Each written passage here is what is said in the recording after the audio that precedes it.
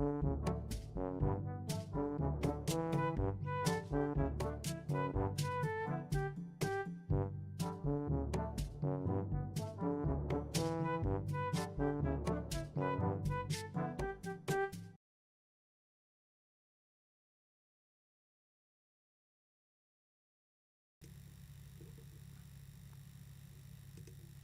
that's the end of that bit. Oh, and do the intro. I need to get my dinner. There's this thing I say constantly, and I will say it again: plausible deniability. And it wouldn't be me if I didn't say .com. So, here's the thing. Last night was the Golden Globes, and weirdly enough, because, like I mentioned Ashley and AJ before we went live, I was watching Savio Vega chop drunken people for 2 hours and hanging out at the Major Wrestling Figure Podcast Live 18 at 10 Roof. I did not see the show. So I've seen the results, and I have questions. But one major thing that came across my Twitter feed has to do with this wonderful lady right here, but apparently we'll talk about that later. So yeah, cold open, restaurant quality. Haven't said that in 2024. Probably won't again. Welcome everyone. I am I'm Owen. Hi. I'm not your host because Ashley's your host, and he is fashionably late because he needs to get dinner. .com. That's what happens when you're 5 hours behind. Here's the thing. So we're going to talk about the Golden Globes, and then tomorrow we're going to predict the Critics' Choice. So yeah, we are knee-deep in award season with our first televised award show, if you can call it that happened last night. My name is Owen, as I just mentioned a few minutes ago. Joining me is the Invisible Man, which is Ashley. Great response, Ashley. And, of course, AJ's back. Yeah, it's weird. I think I've mentioned this before, but it's really weird we're doing this again already. Well, it's funny because I have this time-lapse thing, the gimmick on Facebook where you see your memories, which can be like the most like heart-wrenching thing in the history of ever sometimes. But sometimes it gets you to remind you of cool things. Because 2 years ago, what we were doing was Ashley and AJ were looking at a Twitter feed, and I was in Southern California. That was 2 years ago. That's what I'm talking about. It was 2 years ago. And then last year, we don't talk about, so we're fine. Literally, we don't talk about anything last year. No reason to. But you watched the show. Mm-hmm. Well, before we get started, since Ashley's not here, one of the things I want to ask you is the switch. Because obviously, forever and a day, and I don't recall if it's been definitely years, like decades since this has happened. This is the first time we haven't had it on NBC when it was televised. So how did the transition to CBS go? There were only... Well, first of all, it felt a little, no pun intended, swifter, because not only did we not have the like achievement awards, Mm-hmm. I was kind of pleased to see that they also didn't do the thing where they bring out like the head of the Globes or whoever it is to just kind of talk and nobody really listens. They did away with that too. So it was just basically all show. So it has that going for it. More concise for the viewer, basically. Yeah, and there were only a couple of references to it. Like Downey referenced in his speech, and somebody else did as well, and that's about it, really. Otherwise, it was just the Globes. I mean, we have those new camera angles that were kind of weird to get used to, where the presenters come out and they like turn right, and the camera's looking at them head on, so the crowd is like kind of on the. It's weird. But we did get a glimpse of maybe the greatest table ever, where there were moments where the presenters would be doing whatever they were doing, and behind them you could see Joaquin Phoenix and Nicolas Cage sitting at the same table. And number one, my mind was fucking blown that Joaquin Phoenix was there. Because usually he avoids these like the plague. The thing that also blew my mind was Joaquin Phoenix looked happy all night. It was really weird. I mean, Here. it's a joy to see a happy Walking Phoenix. Maybe because he was sitting with Nicolas Cage. I don't know, but Well, it was matters, notable. but competing for the same word too. It was notable as well in the respect that I think everybody, at least from the the 6 acting categories, was there, at least on that film. that has to be with all of the Globe and Oscar ceremonies I've watched. That has to be one of the most star-studded rooms I have ever seen. Holy shit, that room was insane when you looked at who was there. I loved, especially, like, of all the people that were there, the thing that kind of blew my mind was when you see, like, they do, like, the mingle camera, you just kind of see people talking in between commercials. Just a casual cut of Spielberg talking to Scorsese, like it's nothing. Wow. Nice. And it's like, So now who Ashley. Yes. anybody that wasn't there, there were very few people, like Alexander Skarsgård and Rachel Weisz, and just a couple of other people weren't there. Don't Everybody worry, else I, was. I, I noted it. When I saw a still image, I was like, "Oh, you're going on the no-show list." Um, But yeah, So the thing that blew my mind the most though was that Joaquin Phoenix was there and he seemed happy. so what you're confirming without confirming is that after leaving wrestling forever, thank God, now we have Kevin doing the camera cuts of the Golden Globes. Well, I'm guessing the first thing we have to address is the first thing everybody is addressing. Is this what I'm talking? Is this why I am here? What happens when you pick like the 20th host on the list? Oh, Well, here's the thing though. I want to start with this right away because here's the thing. I feel like I've always been that person where I feel like the way people treat the host after an award show is always way overplayed. mm. Like pretty much whenever an award show has a host, everybody seems to go in knives out, regardless of who it is and regardless of what show it is. Normal. And I've never really been that critical of hosts, and I feel like people can be way overcritical of it. And this was like the time where it's like you give the benefit of the doubt as much as possible. There was a thing that him getting the job was very last minute, but you could really feel it wasn't quite when Jamie Kennedy did that that one event, for whatever that was. But you were getting shots of the crowd, and they were just there was a lot of like secondhand embarrassment. Every now and then there was a saving grace, like when of all people, De Niro took the jokes well. But the shots of the crowd were not doing Joe Coy any favors because they weren't.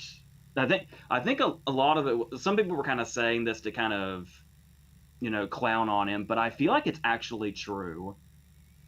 There's probably so many people in that room that don't know who he is. I And that mean, probably when I looked up like what the biggest thing that he'd done, it's arguably Leo, the Adam Sandler animated thing on Netflix. That's yeah, like, because why didn't he's going from that to, oh, we're sticking you on CBS straight after, I can't remember what football game it was.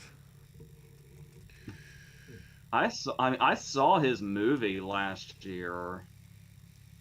I didn't see it in theaters or anything, but I eventually saw his movie last year. And before that, I feel like I had maybe heard his name once or twice. And I don't think necessarily not knowing who somebody is a reason to clown them by itself. No, not at all. Because you can not know who somebody is, and they can come and crush it, and then you know who they are. Yeah, for sure. This was not that gig for him. Yeah. I think it was a combination of like him just not being up to par with the scale of the ceremony and to some extent, the people that gave him the material to work off of. I know there was a joke in the whole thing where he said, about, he blamed the writers because of the writers' strike. They're only giving him so much material. But one, that's unprofessional in itself that you're putting writers, under the bus anyway. But the material that was given to him, was pretty poor. The better jokes of the night is what was given to the presenters. Jared Leto method acting as Jared Leto. The best one by far was the Spider-Verse cast getting the script by the studio executive. Yeah. And then the bit that I referred to in the intro, when Will Ferrell and Kristen Wiig come out, and randomly Kevin MacLeod's Fluffing a Duck starts playing, and then starts playing again, and then it goes into a full 45 seconds sort of mini sort of dance, sort of casual, like sort of Pulp Fiction-esque, where it's sort of, they do the sort of the gentle dancing at the start sort of thing. That was the best bit of the show. You could tell that even the producers gave up on Joe Coy when it got to the point sort of 2/3 through where it's just like, can you just say what they're here for and their name, and then you can go. And we'll call you again in 20 minutes.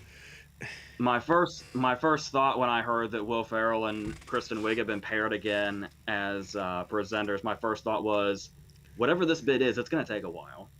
Because that's what they do.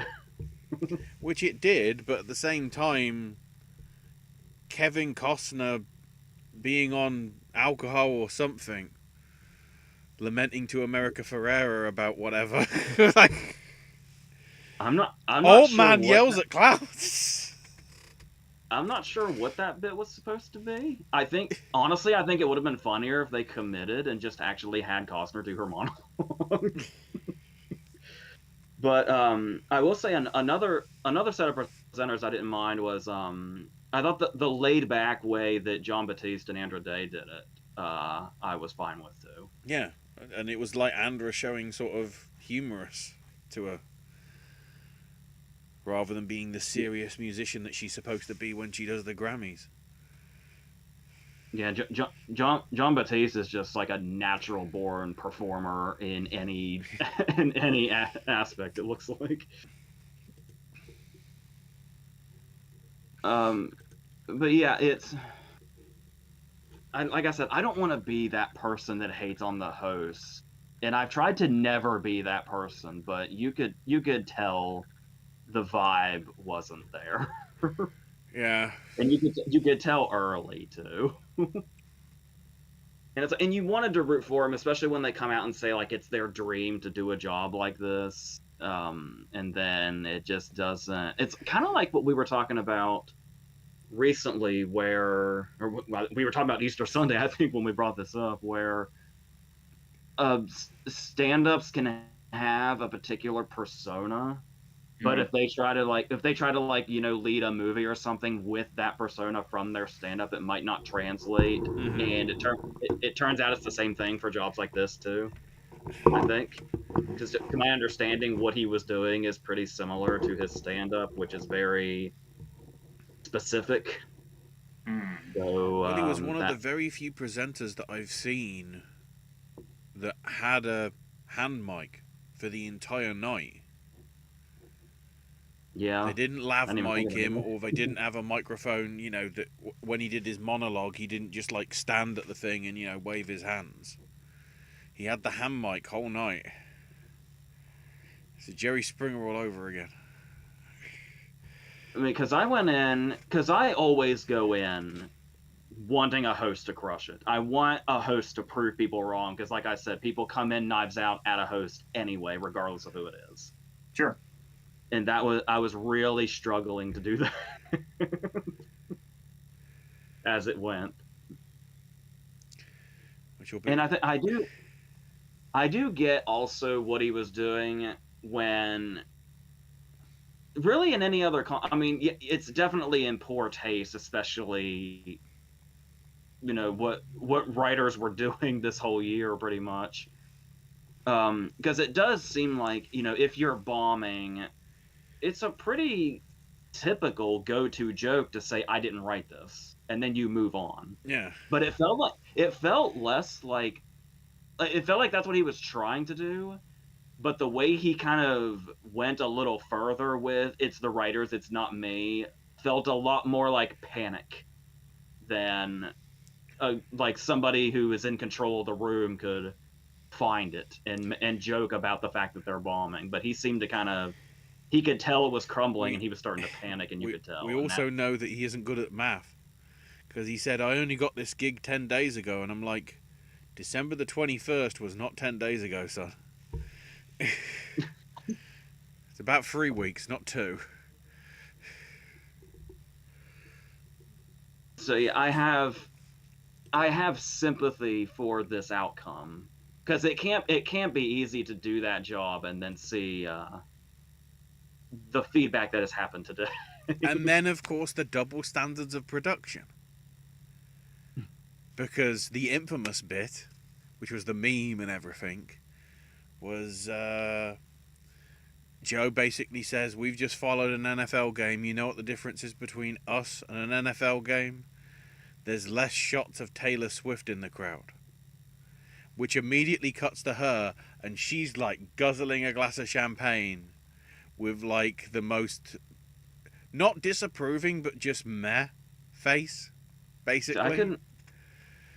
I honestly still can't tell if that was just her playing along, or if it was, if she was actually thinking like, oh, this bullshit again. No, but the great thing is, from that point on for the rest of the night, God knows how many camera cuts to Taylor Swift as much as they could. So, so you make a joke about it, but then you do exactly what you preach. Huh? Not to mention how completely outdated the Meryl always wins jokes are, because I can't remember the last time Meryl Streep won something. Yeah. I haven't said it in the last season and a half. I just say Meryl Streep always gets nominated, because that's inevitable. She doesn't win anymore. Oh no. Sure. But even then, also, her last Oscar nomination was 2017. Mm-hmm. So it's like, as soon as he whipped out the Meryl always wins joke, it's like, I'm not sure how this is going to go. Before we get started, Ashley, do you want to tackle the chat? Yeah. So we get caught up and we don't have to catch up at the very end. Christopher, who's the new person in chat. Welcome. Which we'll cover this as we go through it, sort of award presenter by award presenter, because some of them did multiple awards. Why do you think the buzz for Anatomy of a Fall has been so sustained? Don't get me wrong, it's really good buzz. But buzz that started once it won Cannes, but Cannes hasn't been particularly accurate regards to the Oscars. This is in a world where other Cannes winners involve Titan, where a woman fucks a car, and Uncle Boom Me, who I can recall his past lives, where a woman fucks a fish. P.S. Forgive my colourful language. The problem... the best thing to compare the Cannes stuff to is IGN reviews. That's a really good comparison, honestly. Because every Cannes has got a different body of people that's voting. Right. So whatever is that year might appeal to those people. So I can't remember who was in the jury in 2021, but clearly they were into a woman fucking cars. I'm pretty sure the head of the jury in 2021 was Spike Lee, because remember he did he did the thing where he announced the palm too early. So officially the 2021 Palme d'Or was a Spike Lee joint. Yeah, pretty much. Yeah. But and you say, it's like, why has it got the buzz? 4 of the last 5 years, I mean, 2019 Parasite, 2020, although they never actually presented awards, I think that was another round. Mm-hmm. 2022 was Triangle of Sadness. Yep. So more often than not, it's something that, and of course, the big intrigue that I think people are trying to get behind Anatomy of a Fall is because, once again, the French part of the Academy are idiots. Didn't select Anatomy of a Fall as their foreign film, which probably by now would be a shoo-in to get Best Foreign Film at the Oscars, I would argue. Yeah. And instead they go for Juliette Binoche because she's Juliette Binoche. I want to partly say that because, don't get me wrong, it's a good film, but I think Anatomy of a Fall is much stronger overall. Fantastic movie. But obviously we've had that before in certain cases where, you know, a film's done really well and didn't get selected as the, you know, that country's entry for the Oscars. So that's why they only sort of get behind it that way. So I think it's just trying to say to the French, you screwed up. There's also, I mean, maybe I'm being too optimistic, but I would like to think the stigmatism against foreign movies in general is lesser than it once was. But I do wonder how much it's helping that Anatomy of a Fall is predominantly English, despite being French. And if that's giving it more of a wider appeal than it would have had otherwise. And yet the zone of interest is predominantly British in production, but on film it's predominantly German. So thanks, Jonathan Glazer. He does it again. Parsnip does mention, I think the momentum's with zone of interest. The globes are not any indication of what will happen. True, but I think I've already seen the knee-jerk comments. I don't even know what. I don't know if it's masochism is when you like pain, right? I don't know if it's, I don't know if it's a masochistic thing or what, but I don't know why I can't not look at comments even though I know they're gonna make me want to fucking slam my head into a wall. Yes. But yeah, of course, the knee-jerk comments are already coming out where the globes have happened and suddenly the races are over, which is especially weird because there's 2 winners in the leading categories of the globes. I don't know what these people are. These people aren't even worth acknowledging, but it's just I don't know why I do it. But I hate myself. With the previous precedent of like the other bodies, you know, like your board of review and your film critic circles, I think there's one that we can probably say is 95% a lock. Considering, you know, Devine, as now apparently it's pronounced, Devine Joy Randolph won like all 4 of the stuff, and like the only people to have done that was like, I can't remember Oprah, but it's only happened like 4 times, and all those 4 times they've gone on to win everything. They swept the board. Everything else is still open, I think. Yeah. There is. What were you saying?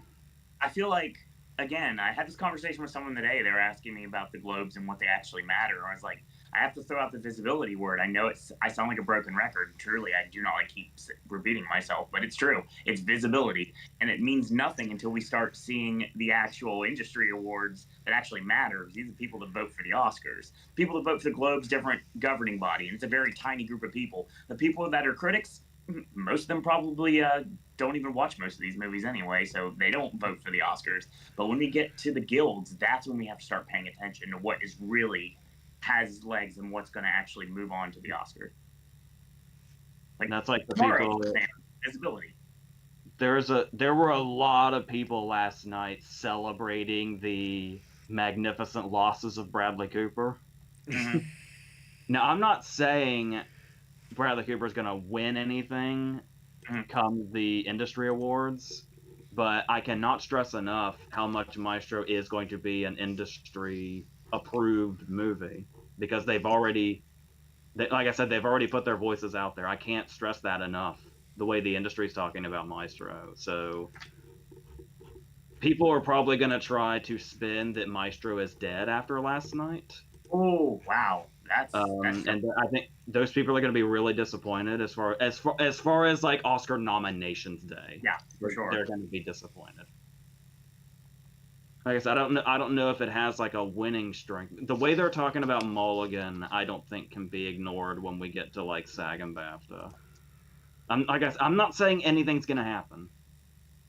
Some fucking dipshit's going to is going to say that I am saying something right now when I'm not.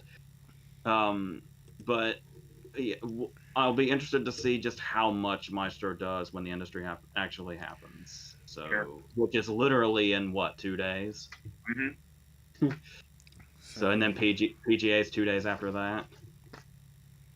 And for those of you playing home game, we're going to be doing that on the Tuesday after Critics' Choice, because we're doing Critics' Choice live show on Monday, not on the day of the show, and we're doing our Guilds talk the night after. Obviously, we're not talking about one of them because there's no point, but not yet, at least. Yeah.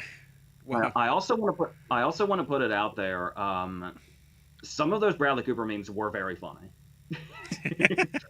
One in particular was Bradley Cooper when Cillian Murphy was on stage giving his speech, and it was the clip from Tar where she rushes the stage and tackles Mark Strong. Nice. Josie says, so happy Anatomy of Fall got screenplay. That and Boy and the Heron winning animated feature were my favourites. So happy Killian won. Super excited Poor Things got comedy musical. I'm seeing it tomorrow. I manifested all of that. Hashtag manifestation works. Just say it right next time. I've seen Poor Things since we did our last video. Yeah, you have. I've seen it twice now. We'll get into it when we'll get into it. I think when we bring it up in the actual order of ceremony. Josie also adds, AJ, I finished reading Erasure, and you're right. It's wild. What a satire. I just started reading Tortured Souls, a novella by Clive Barker. Clive Barker, so good at world building. Yes, he is. Bryce said I did terrible at this, 5 out of 15. As bad as I sucked, Brian.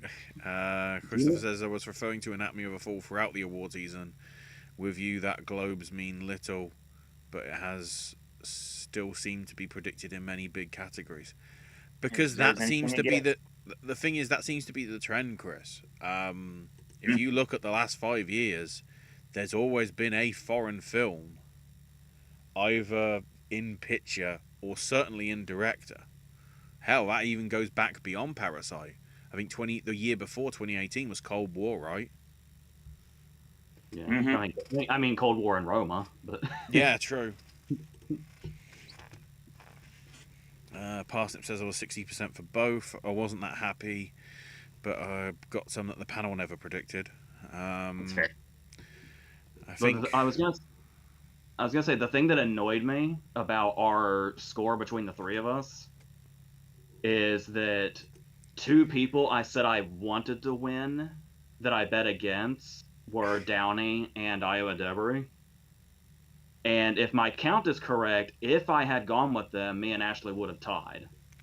No. And I would have got Kieran Culkin, too. I had record on that, even though I didn't go with it. I said it was going to happen. Josie says I was right about Trier and Arthur telling Noah and Greta to hold their beers, at least for the Globes. Yeah, Chris says, I guess I was thinking of the many cam winners that rarely get a mention. I do feel Glazer might be getting into director above Trier. Well, there's a chance. We'll see what happens. There's a chance. We'll see. The realistic push that could get is what happens with the BAFTA noms, I think. we had a very, I guess I had a very long conversation about director in our last our last Oscar predictions video, where Yes. I tried to dissect that as much as I could. And this was before Bradley Cooper became such a force in this actual contest. I'm trying to work out whether Parsnip Burger, because Parsnip Burger says, "OMG, they were funnier than the terrible host." I'm trying to work out whether that's Will Ferrell and Kristen Wiig, or us, or both. I don't know. I'm gonna doubt that it's us. I don't know. I have plausible deniability. Keep going. Josie has, why can't they just take my advice and have Penn and Teller or Bruce Campbell and Ted Raimi to host? Oh, Krista. Oh my God, yes, please. Wow. Christopher is Blast from the Past. Love your content. I've been watching since 2013. So Christopher is an OG. 13. Very nice. Thank you, Christopher. Welcome. Welcome to a live chat. Owen's still mad about the movie we don't mention. You're not wrong. That's what he truly didn't watch, because they literally referenced it on the show when Michelle Yeoh was like, "I'm gonna chop the hell out of you if you play me off." Watching drunks get chopped by Savio Vega, Matt Cardona, and Brian Myers, or watch an award show where a lot of my things are losing when I am dead last in the competition. Come on, it doesn't really balance itself out. Well, I mean, I still feel like the balance was, even if your predictions were often wrong, the winners are pretty good for them. I'm okay with the winners in most cases. I'm the only one that predicted Bear. I'm happy about that. I screwed up on the Fargo beef thing. I won't make that mistake again. We'll get there later. I think Randolph is maybe a tad overrated as far as like giant sweeps go. Mm-hmm. But I don't think there was a movie win last night I was mad at. Like everything. Said, well, the problem is I went on record, like I always do, and just lose all credibility. Like, this is going to be the Barbie Awards. Nope. That's okay. It was actually the Barbie Takes a Fucking Beatdown Awards. I could never tell if Greta was upset or not. Every time they looked at her, I was like, is she upset? I can't tell. Like, genuinely upset? Or Josie says, first time watches since the last one. Akira Kurosawa's Dreams, David Lean's Passionate Friends, One False Move, The Castle of Cagliostro, and the OG producers from '68. I just finally saw One False Move for the first time like a couple months ago. You were talking about that. Proof that Chris watches this. He put Everett and then put a winky face, which Josephine replied with nothing, nowhere, not at all. That's the patience I have for that movie. And that maybe replace the title with Stay Tuned from 1992. I like Stay Tuned though, Josie. I really do a lot. That might be why. Dwayne's Underworld for the win. For Valentine's Day, to celebrate Downey's success this season, maybe I'll watch Only You again. Parsnip says AJ's missing the headline that the host was one of the worst ever. No, we got to that. And we addressed the Taylor getting mad. Partly, I don't think that was her getting mad. I think that was just her sort of being indifferent. Christopher says Bo wasn't afraid, it seems, in relation to, I guess, Joaquin showing up. Josie said I've been watching a lot of MST3K. Well, it's not hard to. There's a 24/7 loop of it on YouTube all the time. Hell yeah. I mean, it's on Twitch as well, but been imagining them poking fun at the movies in the awards race this year. The closest thing we ever got to that was when Billy Crystal did all the stuff. Back in the heyday of the Oscar ceremonies from 20 years ago. Billy Crystal is an Oscar juggernaut, and there's a reason why he's one of the greatest hosts of all time. So, this partly is where we could probably address this, because this is obviously one of the big sort of, it's not globe talking point, but the big confirmation that we had. which makes, of course, AJ look smug as a fucking rug, proving like Hello? I was right. Barbie being moving to adapted has me wondering about Tarot being made into a movie. I think Tarot be considered and should be adapted. But either way, yes. The official confirmation now that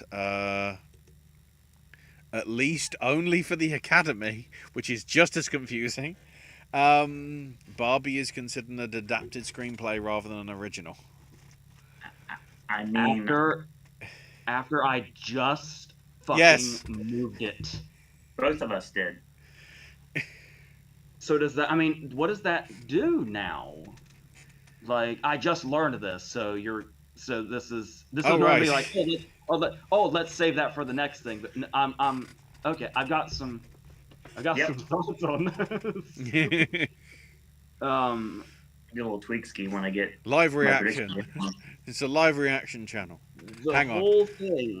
The whole thing of me transitioning by putting the zone of interest in picture and director now in my predictions is that the zone of interest had a spot in adapted screenplay now. But now does it?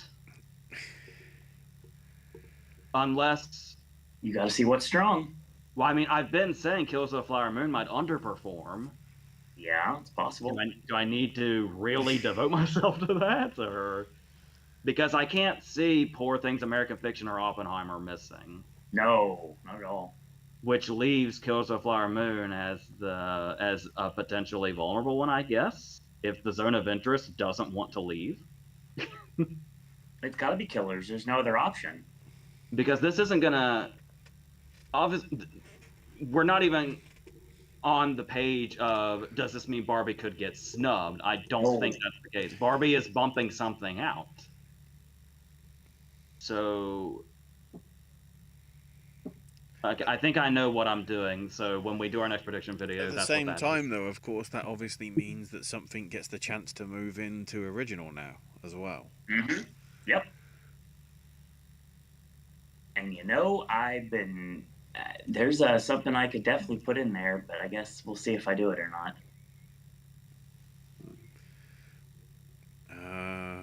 That's the much more interesting part. Parsnip says when a comedian admits he's bad, which he did, you know there's a problem. Eek. Parsnip saying, did Owen see the bit where the host talked about seeing Taylor Swift leave a football game? No. No, I didn't see the show, Parsnip Burger. It sucks. Oh, there you go, Brian. Brian's Yeah. putting over your contraband videos.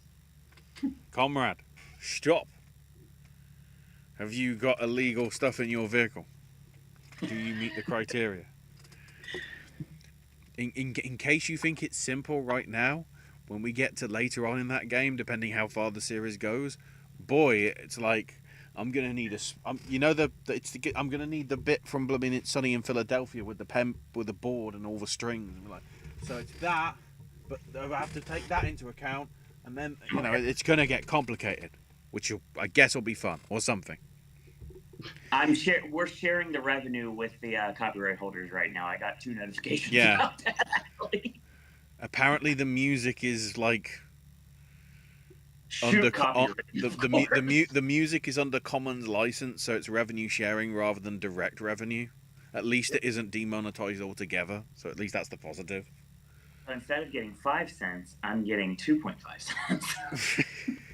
So the same thing that happened when I put generic elevator music in my Soul Take video. Yes, absolutely. That might have happened with me playing this bloody Fluffing a Duck. So apologies for that, Owen. Well, I'll shoot. I didn't really hear much of it, so maybe the camera didn't pick it up either. I put 15 seconds on. I wanted to go no further. So then if it does get demonetized or revenue sharing, I know I can't play that music, which is funny because that's supposed to be, royalty-free music. Allegedly. Fair. So that'll be a fun bloodbath if it happens. I didn't think she was mayor. I thought she looked pissed, said Parsnip. I don't know. I think she was pissed in general, especially because, when Barbie won and everything, she was very happy. And yeah, of course. other stuff, so Which actors from this season's acting races would you like to see host or be a part of MST3K? Just because I know that she's good at hosting because of her PBS stuff, Lily Gladstone. Yeah, that's fair. She. I was just about to say, when the Hollywood Reporter is finally doing their roundtables, and I guess it's just because of the roles she's played, and when she was at Cannes, I kind of thought Lily Gladstone was somebody that was like super serious, Mm-mm. and she's not at all. She literally said at times it was a problem on set how not serious she is. That'll serve her well in roles in the future too. She won't get typecast really fast that way too. Yeah. I have to jump through a lot of this because I realise that we're nearly an hour in and we haven't even talked about the ceremony. Right. Bryce said, I'm glad I didn't watch this. That's why we're here. Parsnip said, I found it funny, to be honest. I know Owen will hate me, but I don't like Taylor Swift.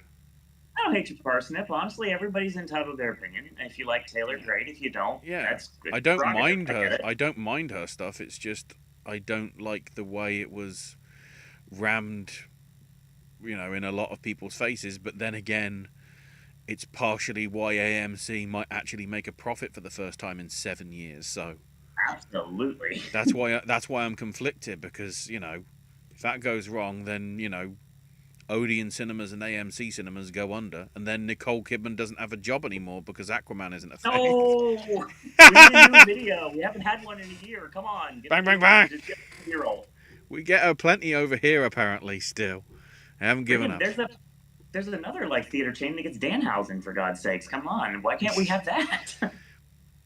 Gene Wilder sent an interview on TCM for the producers. He said the first reading of a script he excused himself to leave for a dentist appointment he couldn't miss, when in fact he had to go to the unemployment office to collect a check for the $55 he desperately needed at the time. Christopher, I guess, praising our explanation, or my explanation of the whole, maybe the Cannes stuff, I don't know. Because Christopher also mentioned City of God not getting picked as a good example. Maybe me saying that the regional academy, was stupid for not giving it or whatever. Some other producer stuff. Mel Brooks can't read music. Springtime for Hitler and Prisoners of Love, as well as the other songs that Mel wrote for the films, were hummed into a tape recorder and transcribed by an expert. When Brooks adapted the music to a stage musical, he wrote the entire score by himself using the same method. Ebert recounted how he was in an elevator with Mel Brooks and Anne Bancroft in New York City after the film premiered. A woman got on the elevator, recognized him, and said, I have to tell you, Mr. Brooks, your movie is vulgar. Brooks replied, Lady, it rose below vulgarity. That sounds like something Mel Brooks would say. I'm pretty sure that's why it was referenced like that as well in Curb Your Enthusiasm. Probably. With Mel Brooks and Anne Bancroft at the bar. In that respect. Parsnip saying, I thought AJ was seeing my knee-jerk comments, but he means in general. Thanks, AJ. I guess that's... Sure. Yeah, we're not specifically saying to you, Parsnip. We're just saying there's a lot of people out there that are going to be, oh, well, this is set in stone, or this isn't set in stone, or this is Sharon Stone, or this is Stone Cold Steve Austin. Oh, hell yeah! And I'm not even drunk. In a Playboy magazine interview... Now you know of. Well, considering I opened this bottle of Pepsi, if there's somehow alcohol in this, dear Lord. Give that to me now. Through the camera. Hang on. Oh, through the camera. Through the camera. Your ginormous British Pepsi needs to be mine. I need to drink it. In the December 1974 issue of Playboy, Mel Brooks recalled filming producers saying, I did dumb things. First day on the set, first scene, soundman are ready. Cameras are rolling. The director's supposed to say action. Being a little nervous, I said cut. Parsnip, I guess rightfully saying that last year the Globes pretty much meant nothing. Because a lot of the things that won big there really didn't get, it literally killed their momentum, arguably. I have been saying, before we get started, I've been saying for years, and I've been proven wrong many times, so I've kind of laced back on saying this. When a movie wins Best Drama at the Globes, I have said in previous years that kills its Oscar chances. The movie that won Best Drama at the Globes has the best Oscar chances right now. Yeah. I'm completely Well, against that. lately you can say that about BAFTA too. That's a very correct statement. Don't remember, like everything that won BAFTA last year lost. That's also correct. Josie says, I wouldn't say it means nothing, but it does put certain people and films on the map, which is the thing. It's which is why I think there's a very big hill to climb now for The Color Purple. Yeah. But we'll get into that when Color Purple people are relevant on this award show, which luckily is like the last one. So then we can talk about it then, because that's a story that suddenly actually surfaced, which is interesting. Anyway, that's probably also news to AJ. So, Me. Parsnip says, Owen, don't put your predictions on Maestro. Just saying. Nominate sure, win no. Oh yeah, I'm not going to go with wins quite yet. Carrie's the only person challenging at this point. So I guess we'll see. Bry confirming to us that the Critics' Choice voting ends on Friday. So that means they only have 48 hours to work out who wins. That's logical. You mean to do their own predictions, because that's what Critics' Choice actually does. Yeah. It's Gold Derby with a budget. That sounds right. For Kurosawa's dreams, he envisioned the role of Vincent van Gogh being portrayed by Scorsese when he first wrote it, based on them first meeting 7 years before. In an interview at the BFI London in February 2017, what would that have been for? What was the one before Irishman? Violence. Yeah. I'm forgetting about that movie. Scorsese said that Kurosawa asked him to appear because Capella had told Kurosawa that Scorsese would do it. Also, we truly know why Defoe was at the Globes yesterday, is because today he got his Hollywood Walk of Fame star.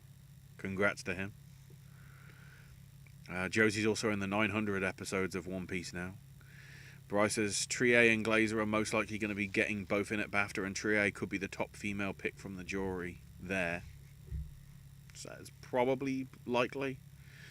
David Lean's Passionate Friends would also make a good double feature with Past Lives in addition to Brief Encounter. Yeah. My personal supporting actress winner, sorry Owen, would be Patti LuPone for Beau is Afraid. I don't fault people for liking it, but I just don't get it. It's not for me. I understand that. No, you're not going to be happy with when we do our personal nominees and winners on my end, because I'm a big Beau is Afraid supporter. I know you are. One false move I thought was mind-blowing, brilliant. Billy Bob Thornton and Cinda Williams got married after filming of it was completed, but divorced before the film was released 2 years later. Oh, so that's why I was going to bring it up, and then I realised, oh wait, Joe Coy and Chelsea Handler literally broke up their relationship after a year. Because I think Chelsea's doing the Critics' Choice again next week, or this coming Sunday. Yeah. The script of One False Move was originally titled Hurricane. Paxton and Billy Bob would later play brothers in Simple Plan. Who do you want to see to direct a Tarot movie? Del Toro. Did you have that one? Was that ready to go? I mean, I kind of have a Dark Zodiac somewhere in my heart, so needless to say, it kind of makes sense to me to have Del Toro direct a movie on tarot.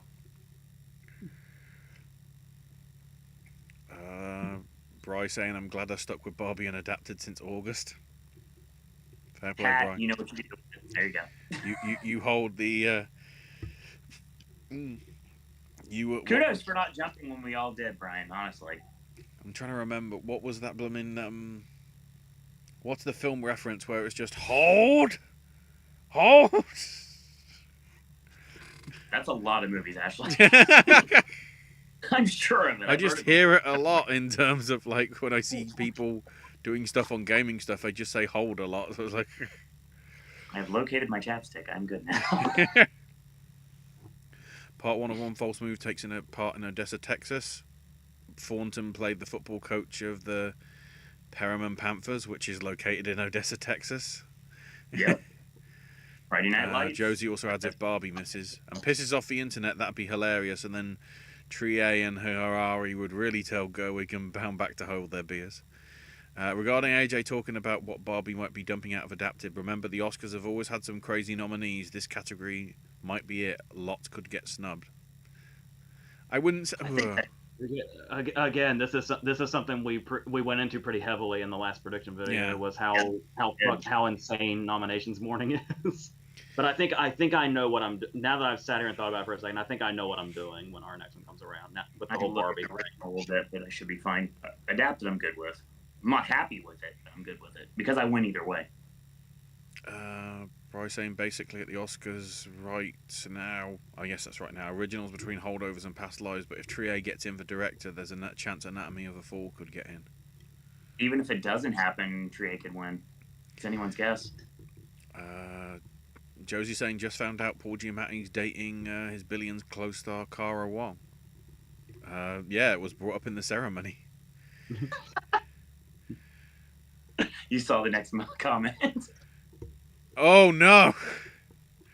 Yeah, because the only other demonetization was when I dared, when AJ was unavailable. So, Commandos! The movie is on! The movie is on! He literally showed me that Prince Nana is the one who killed Captain Alex. That reminds me. I think Bab Black is also on YouTube, so that might have to come to Movie Club at some point within the next 12 months. Oh boy. More Wakali Award. Josie says Cillian Murphy on MST3K would be funny given how laid back he is. Yeah. Jeffrey Wright would also be funny. Yeah. Oh, and Bry giving us advance warning. He really liked Rent, Owen. Heck yeah. We'll talk about it someday. Don't worry.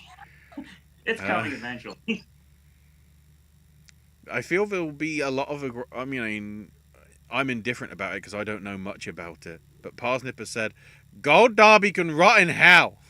They set me down the wrong path. Gold Derby helps me keep track of my predictions and lets me fight other marks for prediction wins. That's all I care about. And it also shows me how bad I suck at predicting sometimes. Parsnip says, didn't you say that the last stream about the Walk of Fame would be the reason certain people would be in town? I mean, it would be the reason why Defoe would be around. Because did Defoe make it in Critics? I don't think he did. Sterling K. Brown's in his voice. Yeah. Interesting. So it's the only award ceremony that Defoe has got this month. Because I don't know whether he showed up to those Astras or whatever they rebranded the Hollywood Critics Association things. Oh my gosh. I keep seeing that headline and it's like, what the fuck are those? I don't... We're at the end of the chat. Did they feel that passionately about Ad Astra that they just borrowed the name and stuck it for the name of the awards? Oh boy. Parsnip saying, if your predictions don't pan out, we'll always support you, AJ. I appreciate that. And Josie says, I do think that the Oppenheimer screenplay is too intricate to be snubbed, but since it's talked about more as a tech achievement, I wonder if it could miss screenplay. I think the love for Oppenheimer is like across the boards at this point. I think it's going to do really well in nominations morning. Oh. It's getting double. I think it's getting double for sure. I was afraid I just jinxed it when my first go-to was, well, I guess Killers of the Flower Moon would be the one to go. By the way, I fucking love Killers of the Flower. I think Killers of the Flower Moon is practically flawless. But this is one of those cases where it might be mistaken for me not liking the movie when I talk about the potential for underperforming. Oh, and I've just received a clarification from Parsnip. Defoe definitely was at the Astras because he actually got a special contribution award. Nice. At the thing. And we're an hour in, and it's time to actually go with the award ceremony. Which I vaguely makes sense because I think when it happened either last year or 2 years ago, one of the special achievement awards went to Nicolas Cage, which I think for his body of work is pretty fair as well. So that's also fair. Right. So luckily I have Wikipedia actually puts up the order of people presenting, so we know what order we have to go in. So, as usual, they started with the supporting categories, leading off with supporting actress, of which we all got it right. It did go to Davine Joy Randolph for The Holdovers. To the surprise of no one. So who's even... I'm not going to suggest my bias or anything. I'm just genuinely curious. Who would even be second? I've heard some people say maybe Danielle Brooks. Maybe. But, okay. I know I was going to bring it up with Oprah, but you've just opened the door. There isn't anyone. So apparently, on the production of The Color Purple, a lot of the lead cast were not getting the treatment that you would have thought they would have got. So somebody like the quality of Taraji P. Henson got a rental car. She didn't actually have a driver. They were just, here's a rental car, you use it. But other people as part of the production that, let's just say, were not ethnic minorities did get drivers. Oh boy. And a lot of things are now coming out that the treatment of the major names and the major supporting names may have been subpar compared to other films with, because don't get us wrong, Color Purple had a hell of a budget. It's a Spielberg production, but apparently it was still on set behavior was driving Miss Daisy level. Okay, I was about to go into first world problems territory. Then you said the second part. Yes. and the great thing is, this is all in a Q&A thing where they're all sat on a sofas, and right next to them is Oprah Winfrey. So what? And she doesn't know what to do. You're like, she just... Wow. Especially because she's one of the key producers on it, along with Spielberg. It's like, it's interesting to see. And then this is the stars themselves. This isn't like investigative journalism. This is the people themselves saying at the Q&A sessions, we were treated bad. What's going on? So despite all the love that Warner Brothers is getting for Barbie, they really fucked it up with The Color Purple. You know, I really dug the movie a lot more than I thought I did. And I guess if they were getting treated like that behind the scenes, it did not show in their performance on the actual film itself. If you didn't know that piece of information, you wouldn't be able to tell. Everybody did a fantastic job. Especially Danielle Brooks. You know, don't get me wrong, nobody was treated like utterly shit. It's just, considering, they're supposed to be the big stars of the thing, you'd thought they'd be treated like the equivalent, of white people. I don't want to say it because this is all white here, but it does feel like there was a weird, substandard. Thanks, David Zaslav. You're ruining everything. Oh boy. Parson Burger asked in chat to remind everyone that forgot or wasn't aware what we picked and everything. Yeah. Like Ashley mentioned, we all went with Randolph. Yeah, that's why I did. That's why I said we were all happy with it because we all predicted it. But, it's, anyway, do you want to say anything, AJ, before we get to the... I mean, I'll just say it's always painful to watch Blunt lose, but at the same time, I guess the consolation is that she was directly front row all night. So. Oh, nice. Very cool. And the night ended with her on stage, so it's fine. Go ahead and do your thing, Randolph, because we all know that's where we're headed. Yeah, there's. As I don't say, that's probably the only. unless somebody here like switches things up for the rest of the award show, I think this might. Maybe I'm doing this for you, AJ. This might be a sweep. I think when I the say only... stuff that matter of factly, it never happens. So maybe I just in turn helped you out in the long run. Because when Blunt wins BAFTA, we're good. I don't. BAFTA kind of has it out for her. I feel like. Yeah. Weirdly, I'm trying to help, man. Come on. I don't know. I don't know if they think she's a traitor since she got her American citizenship or what. But you say that though. What I was about to say was, if anybody's going to shake up supporting actress, I'm assuming it'd be BAFTA. It usually is, I think. Yeah. And I don't see anybody. It usually ends, more often than not, it ends up not meaning anything when BAFTA tries to shake it up, as we saw especially last year.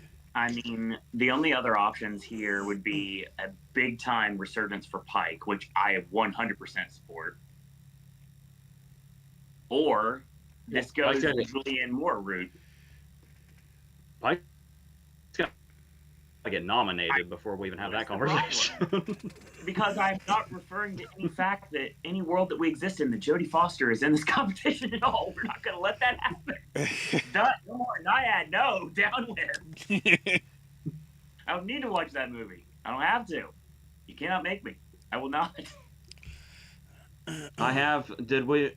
I don't think we've talked since I saw Naiad finally. Oh my god, no, we haven't. Oh no.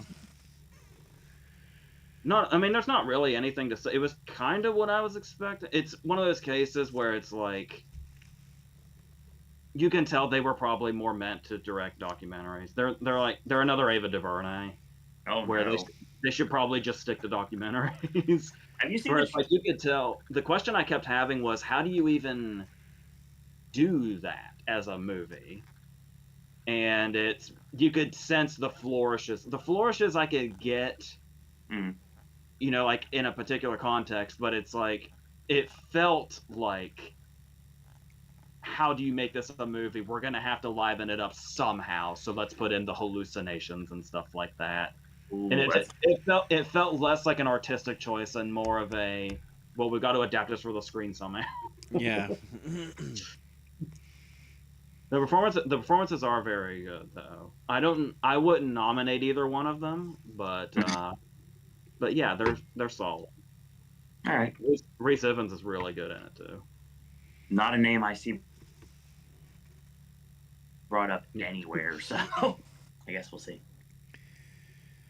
And then for supporting actor, Robert Downey Jr., a prince, at least to Christopher Nolan. I was happy to lose this point.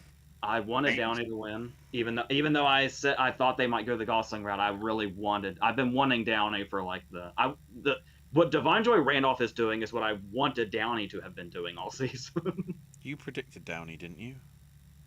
No, you did, Ashley. You're the only one that did. Oh. Yep, you got the point over us. We both went with Gosling.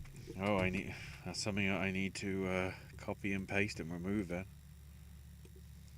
Now, honestly, if it's me right now, after seeing it again and having it resonate in my head from a couple days ago, realizing that it's climbing up higher and higher on my list of favorite movies of the year, either Dafoe or Ruffalo, I'd 100% want to win this category when we go further.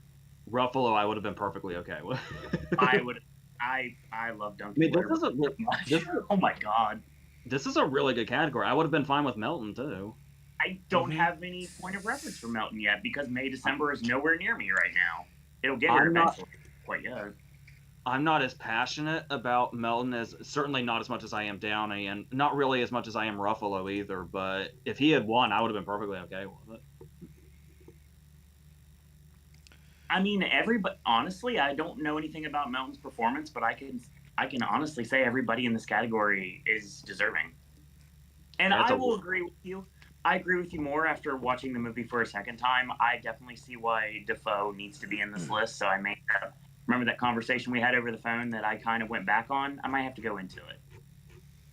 I like the way it shakes it up, that Gosling has gotten as much attention as he has for a comedic performance.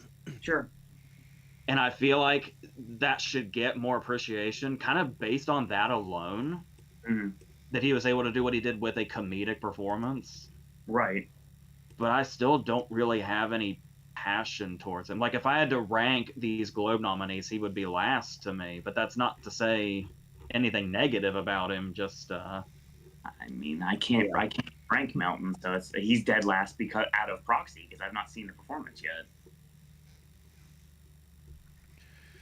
Ruffalo's easily De Niro and Ruffalo are kind of 1A, 1B for me. But I think Ruffalo overall at this point because I just love that performance so much. And it's better when you watch it a second time. Even when you know the jokes are coming, it's still there.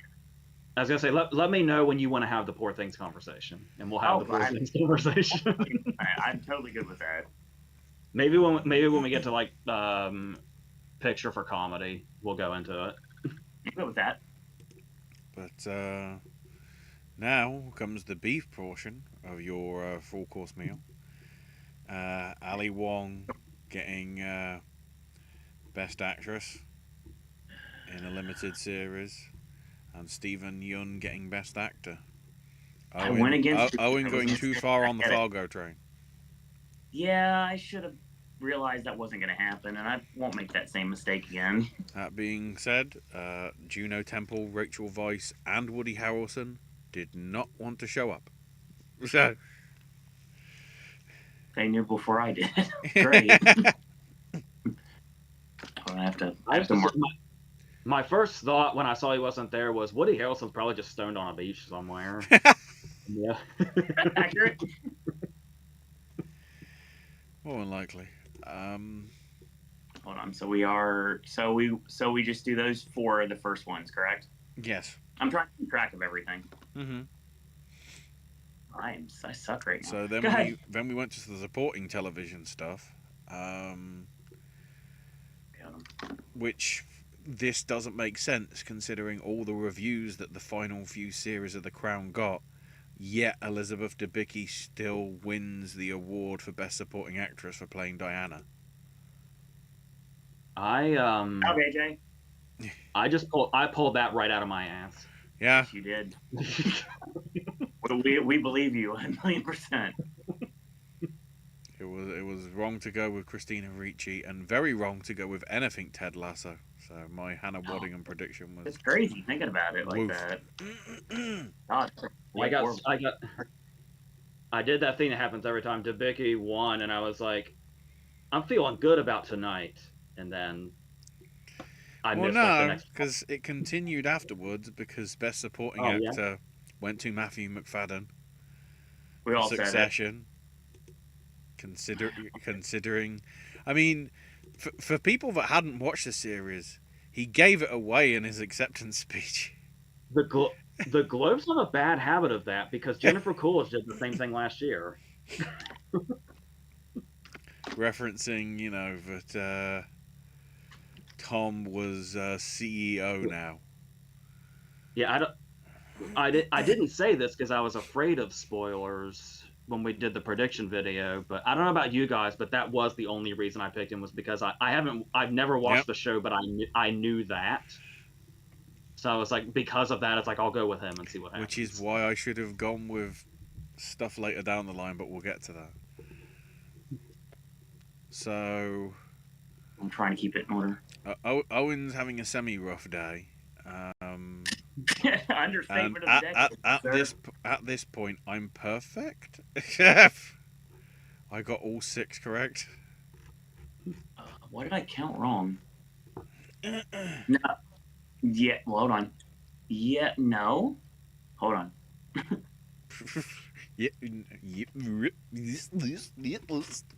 What? It's like when Ashley glitches out all the time. Here you go. .com. 3, 4, 5. No, you're not perfect.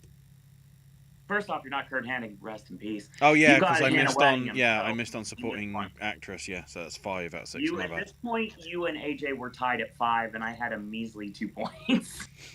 Then we got to screenplay, which none of us saw coming. Anatomy of a Fall.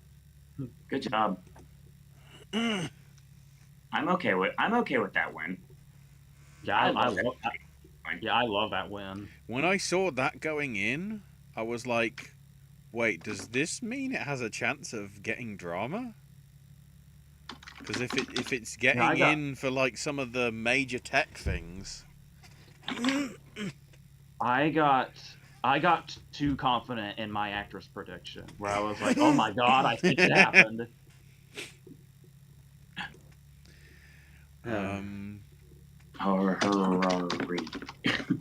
then for let's double check that it is the right one. Yeah, George Lopez and Fluffy showed up to present. What's a Fluffy?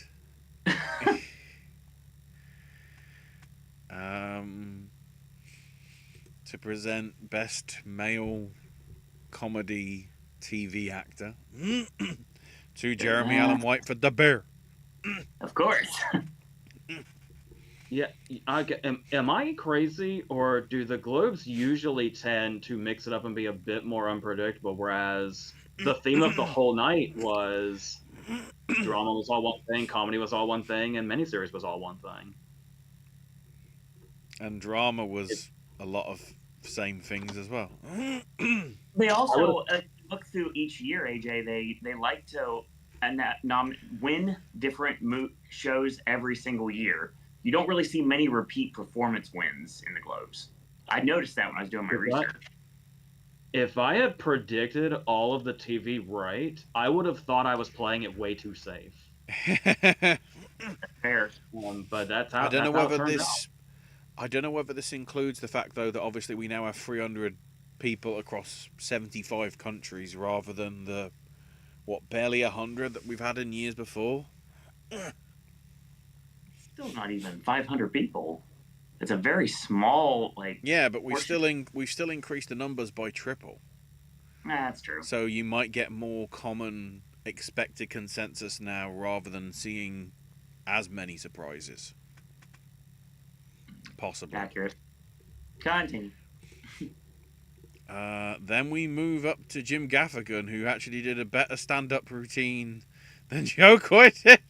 It's Jim Gaffigan, of course he did. I still didn't see him on. Maybe with I want to say random, but because this is the Globes, I can't say it's random. The win goes to Ricky Gervais. That is interesting. Who didn't show up. So Jim got the kid that's got the Golden Globe grant to come on stage and says, "It's mine now," and then they walk off together. Well, he didn't say mine now. It was just, Ricky can't be here, but I will accept it on his behalf. The usual. That's a weird one for them to go with, honestly. I'd say normally I'm of the mind where it's like people immediately want to jump on, oh, it's a conspiracy. They just want him to host again or something like that, which it usually sounds dumb to me, but I heard that Armageddon was not a great special. I don't know how reliable the people are that I heard that from is, but if it was a lackluster special, I don't maybe I'm old, but stand up kind of just isn't what it used to be anyway. In general, I'll say this and agree with this. It's better live. Honestly, watching it on television, like it used to. Seeing it live is a lot more impactful. There's something every time we've talked about the Globes, when we predicted them, when we talk about the nominations, when we're talking about it here, I've been on the verge of saying something during this category.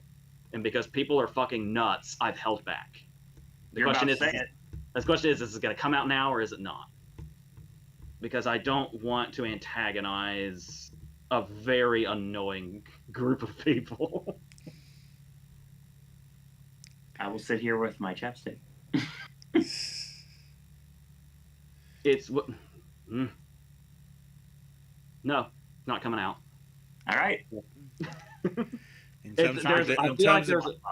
I feel like there is a particular reason stand-up's not what it used to be.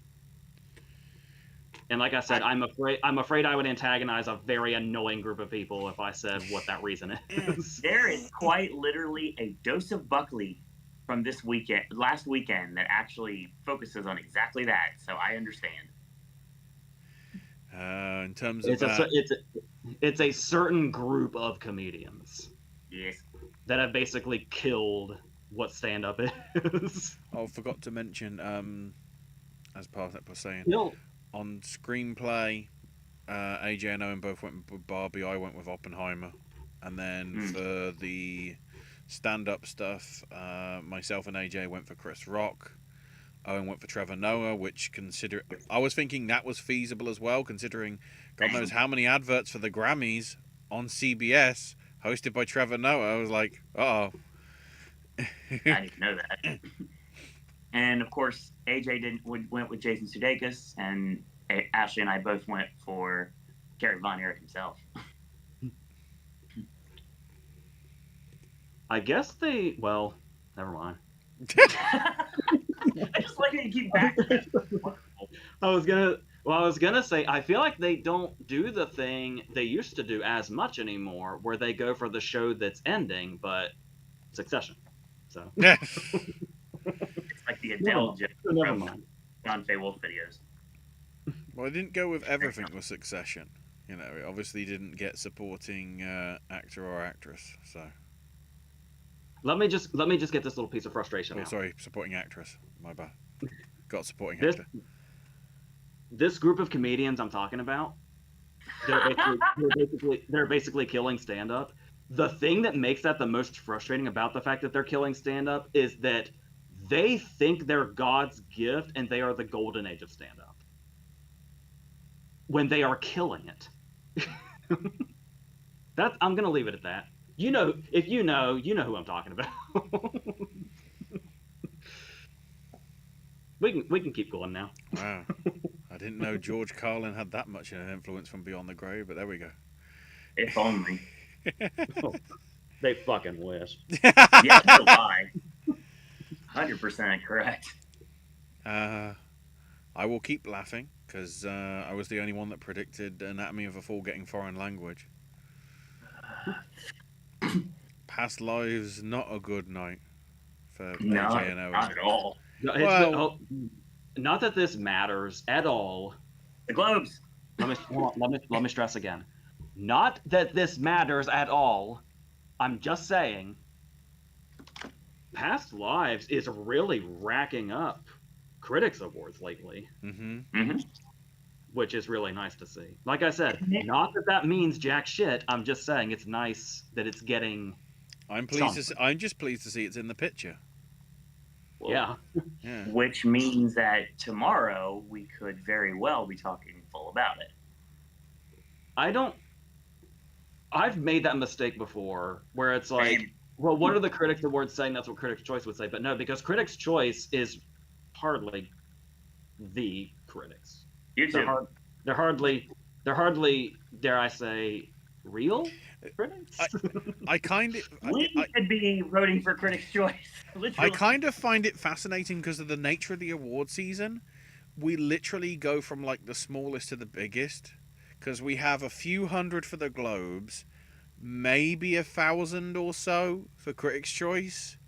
Then the guild will be more than a few thousand, depending what guild it is.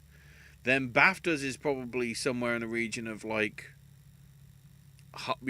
low five, maybe like 10,000. And then when you get to the actual Academy, it opens up to sort of however many that is. So I feel it actually increases over the season.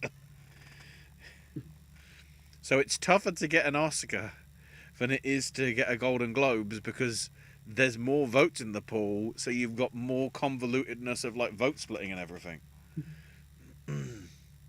True. Next. Right, yes, to actress in TV, musical, or comedy. Okay. Which also went to Da Bear. Hayo Edebiri. AJ missing out again because of the. I mean, I was glad. It was good to see Natasha Lyonne. I thought she was going to no-show. That being said, I also need to mention on the no-show front of what we've already covered, Steve Martin no-showed. Interesting. But Martin Short did show up.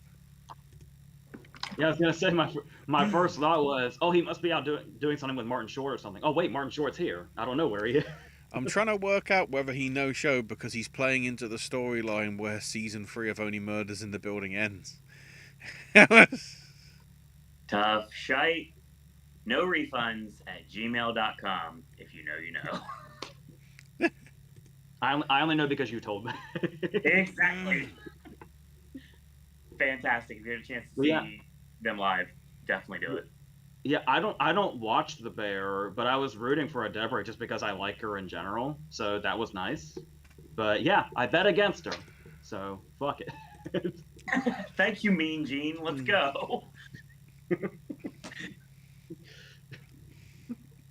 The great thing is he gets the references now. It's even better. Then we get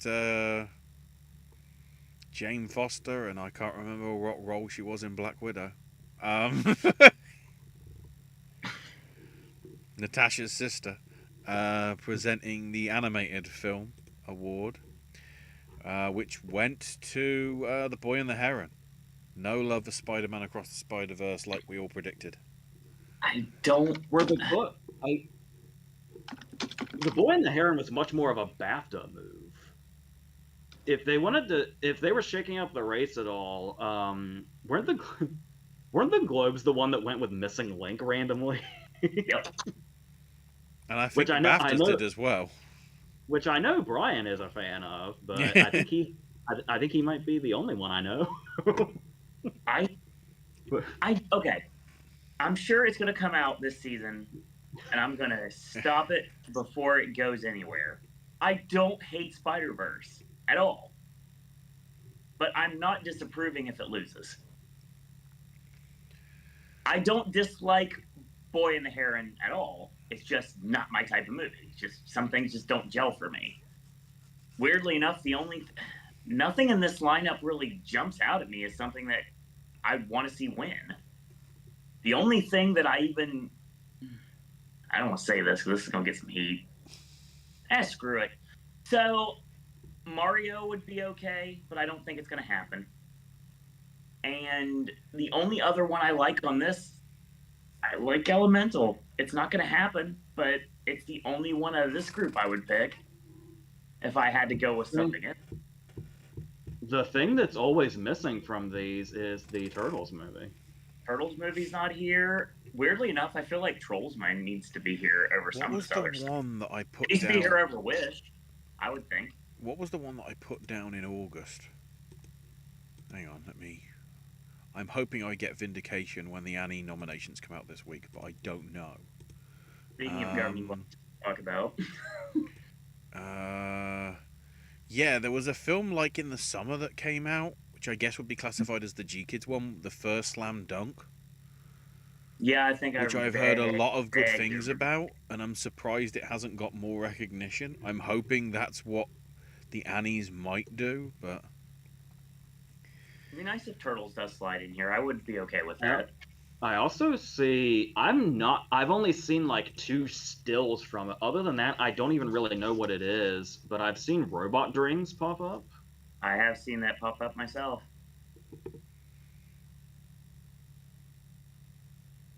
I mean, it looks like a good time based on those 2 pictures I saw. I mean, it's clear we don't have like a bad guys this year, though. Yeah. There's nothing I really am actively rooting for. I mean, heck, I get to see Soul next week as long as everything lines up finally. So I finally get to see the movie. And yes, and Turning Red as well. Yeah, because Encanto has basically turned into what used to be Wreck-It Ralph. Yeah, right on. Yeah, I just haven't had passion for animated movies in a long time, but I can fall back on those and say, except for those. Yeah, of course. And I obviously, Coco was really nice too, but I said, I just don't really have passion for this category. So it sucks for everybody's been here for a while and has heard me say that 100 times. And I'm just butthurt because there's at least one streaming movie that's not going to a theater, so me seeing all these 5 theatrically is pretty much an impossibility. Rip Mama Coco, by the way. That's very true. Then we get to Ben Affleck and Matt Damon. to give Best Director to Christopher Nolan, which I think they said it's his 6th nomination, but his first win. That was really touching, that moment with Downey in his speech. I really love that. Yeah, I think it was, what was it? It was the Oscars. Because Nolan accepted. Was it Nolan that accepted the It was Oscar at the for it was at Ledger? it was at the Oscars. It was his family. At the Globes, Nolan accepted it. And it was that point when I'm trying to. I'm guessing Downey was there for Tropic Thunder because that was the same year. Yeah. And apparently, basically, it was just he gave that look to me just as he is now, like saying "You got this" sort of thing. So at this rate, we know that Robert Downey Jr. is probably going to be in Nolan's next film, if any way, shape is possible. Him and Cillian Murphy are like the package now. They'll be in every. Well, I mean, Downey, to that I say fuck yes. Think about the timing. Who drops out of being in every single Nolan film from this point on? Michael Caine. Downey Jr. replaces him. I feel like Kane's replacement amongst Nolan movies now is Branagh. That makes more sense. To some extent. Yep, exactly. Then again, Branagh just puts himself in Poirot, so. After making Belfast, Branagh can do whatever the hell he wants. Actually, after Branagh's career, he can do whatever the hell he wants. And Ashley hasn't said it yet, but AJ's the only one that went with Nolan here. We both went with Greta and came up Snake Eyes. It's certainly what I wanted, which made me hesitant to go with it. That's the disadvantage with this kind of competition. Everybody's like, yeah, there's Nolan fanboys who will do this no matter what. By the way, first of all, before we even go into that, I feel like Nolan might have lost a chunk of his fan base with Tenet. Absolutely. But yeah, people get on that. And by the way, I say this to somebody that's not crazy about Interstellar. Hold on, back that up. I misworded that. I'm not as crazy about Interstellar as people get about Interstellar. Yes. But people are saying like, oh, it's about time Nolan will find. Like when he got nominated for Dunkirk, it was like, oh, this is more of a finally sort of thing. I feel very comfortable saying if Nolan was ever going to win for a movie, this is always the movie it probably should have been. This is it. This is where we need to bring up the meme, though, don't we?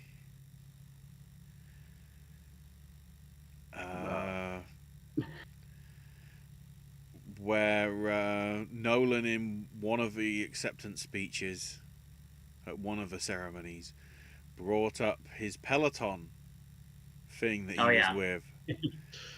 And the person doing his Peloton literally said, Oppenheimer, what the shit was that? I had heard that the movie mentioned wasn't was it Tenet? I can't remember. Everybody thinks it was Tenet, but I don't think it's officially out there. No, because it's the internet, people found the clip of her ragging on the film, not realizing that the actual. If there's one thing that the Oscars do this year, invite her to sit next to Nolan just for one little bit. You know, it's sort of like that. I know that he was invited to a Peloton class to basically like sit in on it. I did see that, but that's all I saw from this.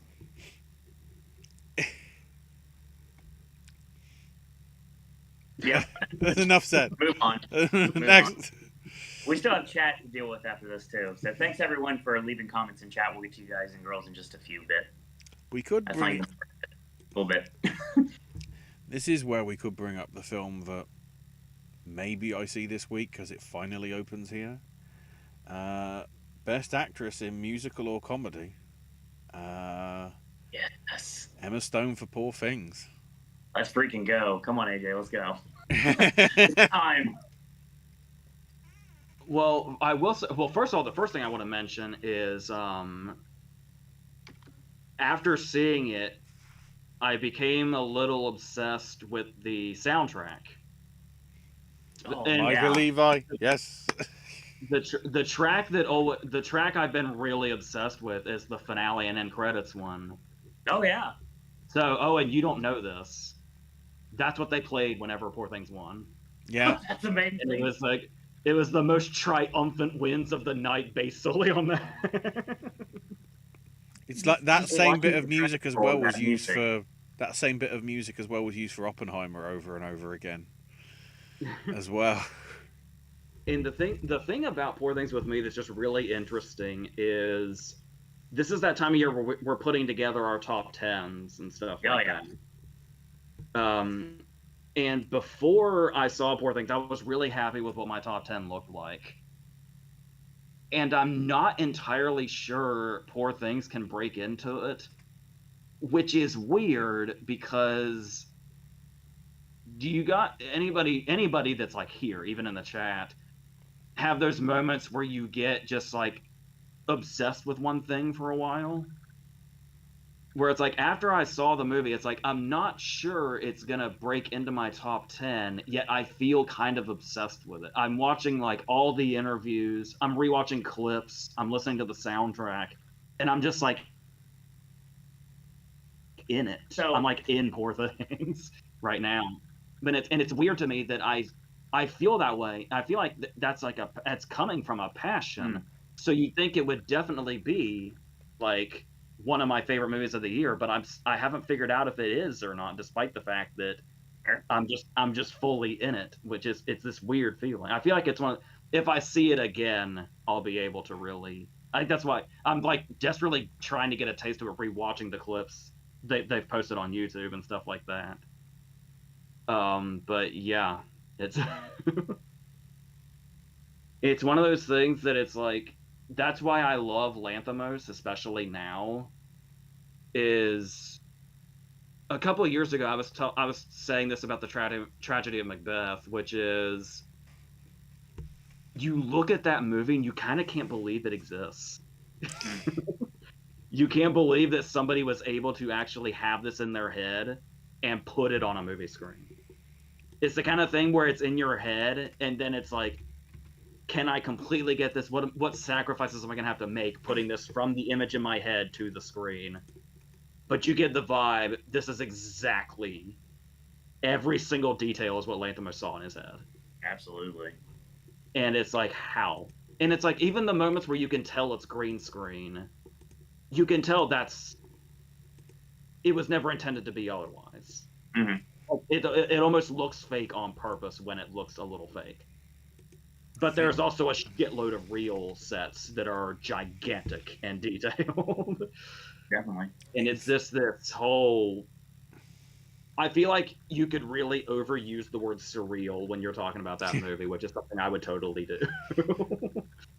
Yeah. In theory, you guys are getting the uncut version as well. Because yeah, the film went that far. Not only did it get an 18 in the UK, it had to have cuts to get an 18. I have a feeling I know what portion of the movie he's talking about. I will read verbatim the paragraph because it's only 4 lines. We originally saw this film for advice. We informed the distributor we'd likely to classify the film 18 on condition that changes be made to one short sequence depicting sexual activity in the presence of children. Yeah, it's the meaning of life scene. This is in accordance with the Protection of Children Act 1978, when the distributor submitted the film for formal classification. The scene had been re-edited, and we were able to classify the film 18. Interesting. You can by the way, if anybody's going to get bent out of shape before they've seen the movie, you can tell by the way it's cut that the kids aren't actually in the room at the same time as the sex. Not even close. No. It cuts back and forth.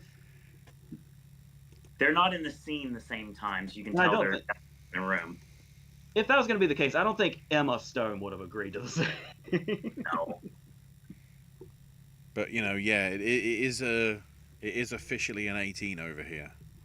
That actually makes sense if you really think about it. If you want to talk about anything that would be cut for any reason, Which would be a first for a Lanthimos thing, though, considering some of the stuff that's happened in his previous films. You know, Killing of a Sacred Deer has some interesting imagery, but that's still a 15. Lobster the same. Favorite the same. I mean, Dogtooth had unsimulated sex scenes, but yeah, that was a 15. But yeah, and there was a lot of build because I'd watched like the Actors on Actors with Downey and Ruffalo, and I had heard and I saw Ruffalo at the round table, the Los Angeles Times round table. There was a lot of build up about how it was. You look at that role on paper, and Ruffalo is the last person you think of. And Lanthimos was like, no, that's my guy. Ruffalo tried to talk him out of it and said, this is not, I would never do this. Like, I'm not fit for this. This is non-negotiable. This is happening. And so it really Ruffalo has shown he's been a versatile actor his entire career. But they are not exaggerating when they say this is something else entirely. He himself had no idea was in him. I will say this without giving anything away to Ashley. When I did watch it for a second time, I watched it with a completely different crowd. And a lot of Ruffalo's scenes, I was the only one laughing. Yeah, I didn't care. It's just funny. That's the thing, too. This is not one of those movies. Emma Stone talked about this at the Hollywood Reporter Roundtable, and it's true. I was literally thinking it as I was watching the movie, and then she said it pretty much verbatim. It cannot be overlooked that Lanthimos' movies are comedies. Straight up. Oh my gosh, yes. Black as hell comedies, but comedies. Yeah. I'll bring it up now just because I'll probably forget because time-wise and everything. But when they actually did the Best Comedy Musical, and they actually played clips for them, and so they played the clip for May December, and the score on it, because I guess it's like from the trailer or whatever, the score was like, when you hear this score, how the hell do you think it's a comedy or a musical? Poor Things has got sort of weird twanginess to it, so it sounds like it could be something that's zany and far-fetched. I'll go this far. Whoever decided May December was a comedy should probably be investigated.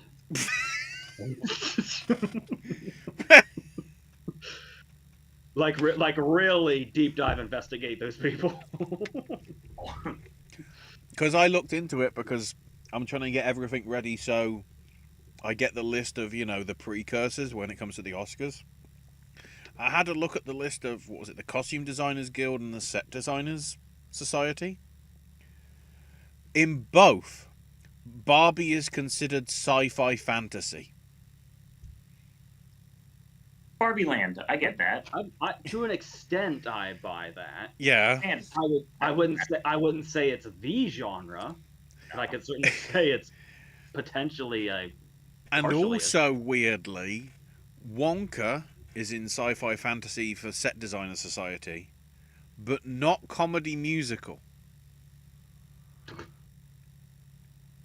There's a little bit of magic in it, I guess. The candy floats. Oh boy. Next. So, actor in a drama, Cillian Murphy. Have you seen any pictures of the people at the ceremony, Owen? Not what. The only thing I've seen. I don't know whether this was a joke, but everybody and their mother basically snogged Cillian. So by the time he got on stage, his entire face was practically just lipstick. Nice. There was lipstick on his nose, his cheeks, his chin, like everywhere. I love when he said, before he started his speech, he said, "Do I have lipstick on my nose?" There wasn't just one person that said yes. There was like a whole symphony of yes. Nice. I went with Bradley Cooper for some reason. Okay, so people are gonna really play this up. And honestly, throughout the night, I was wondering myself occasionally, every now and then when we get just little quick looks. Was Bradley Cooper upset or was he just being neutral?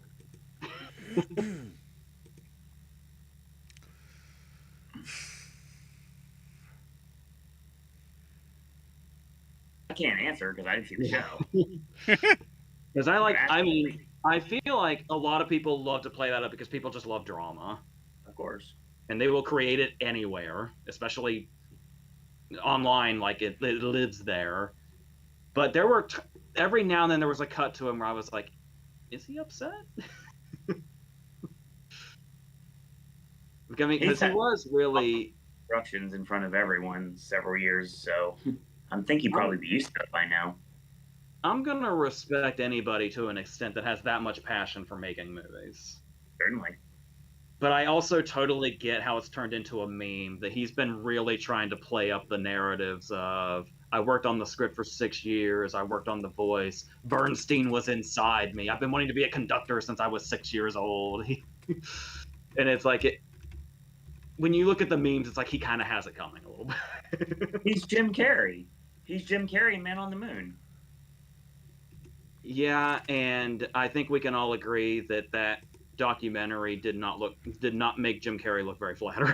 He even said at the roundtable where it's like, I know it's ridiculous to say, or no, he was saying it to Emma Stone at the Actors on Actors thing, where it was like, I know it's ridiculous to say I felt like he possessed me, but it was kind of that. And it's like, it's kind of not that, dude. See, I'm trying to look at the list because I noticed looking at the Wikipedia, there's one that's missing. Nowhere does it list best actor in a drama for TV. So if anybody can tell me who did that, because I'm not getting any help here from.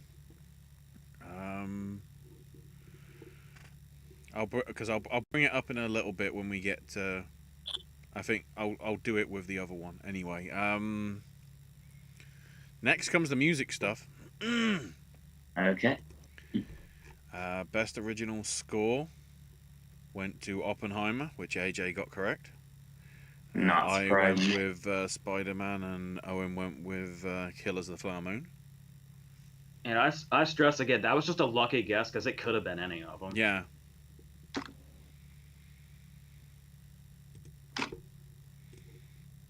I still, and the race itself, they still could be any of them.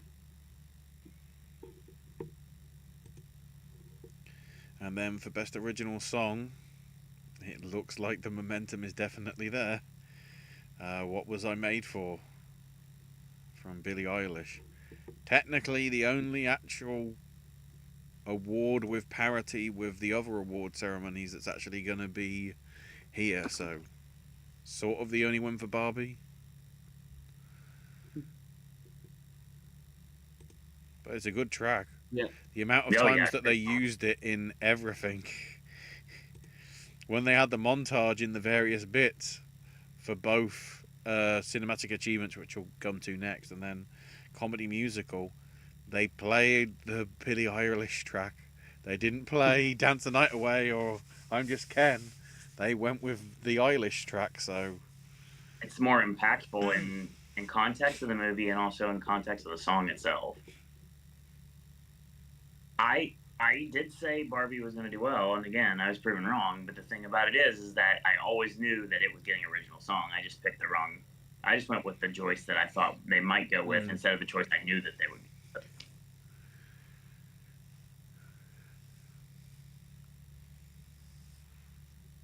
And like I was saying, when we were doing this, I feel like I know, like, it's got to get nominated before I really say this because anything can happen nominations morning. But Sure. I was saying I feel like this is the song to beat for the season.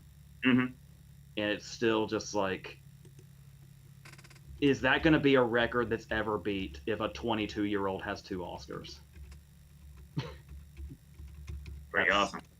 Yeah. And justified in both ways. And props to Phineas too. He's only 26, I think, when I looked it up. People don't give Phineas enough credit, but yeah, when Billy's, it's a collaborative effort. I believe Sean Fay Wolf called them the new Lennon and McCartney, and I can see it if they go that far.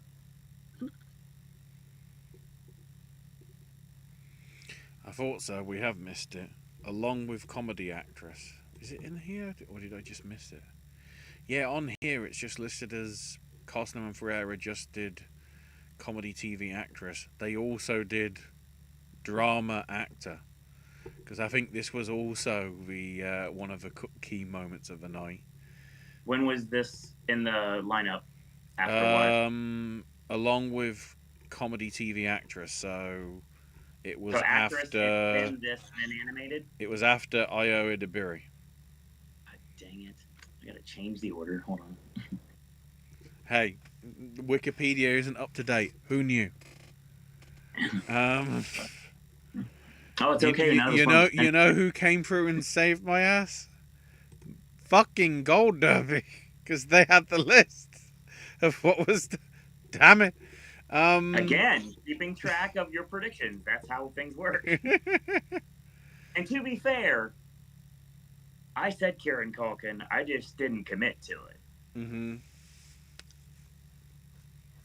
But yeah. I thought Last of Us was going to get recognition, but didn't.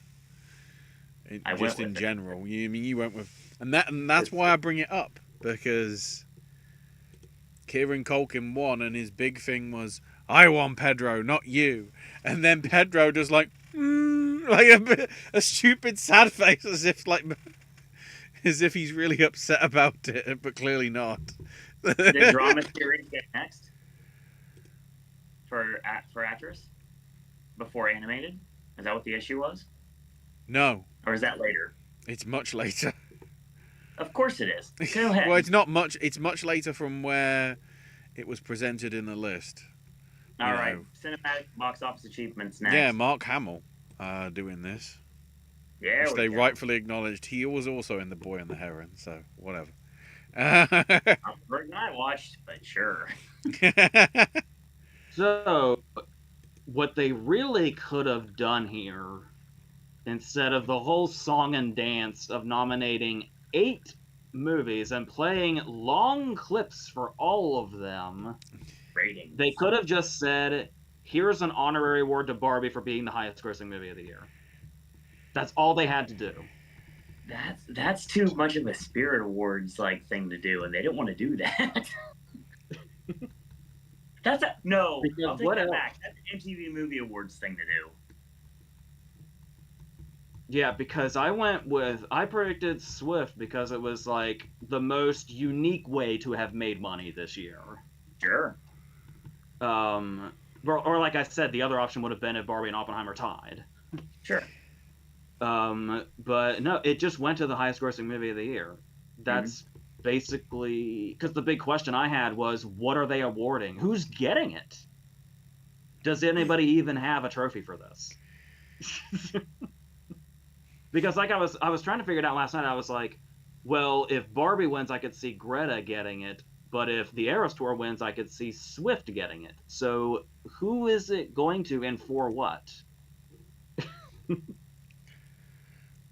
I don't know. It's better we just move on. Which is kind of hilarious because we have Simu Liu and Issa Rae talking about wanting white people roles. And then present Best Limited Series to Beef, which is anything but white people roles.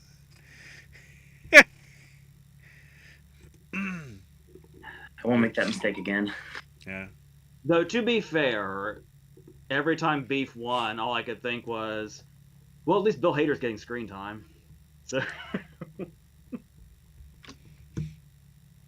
that and his Taylor Swift selfie during the commercial break. Yeah.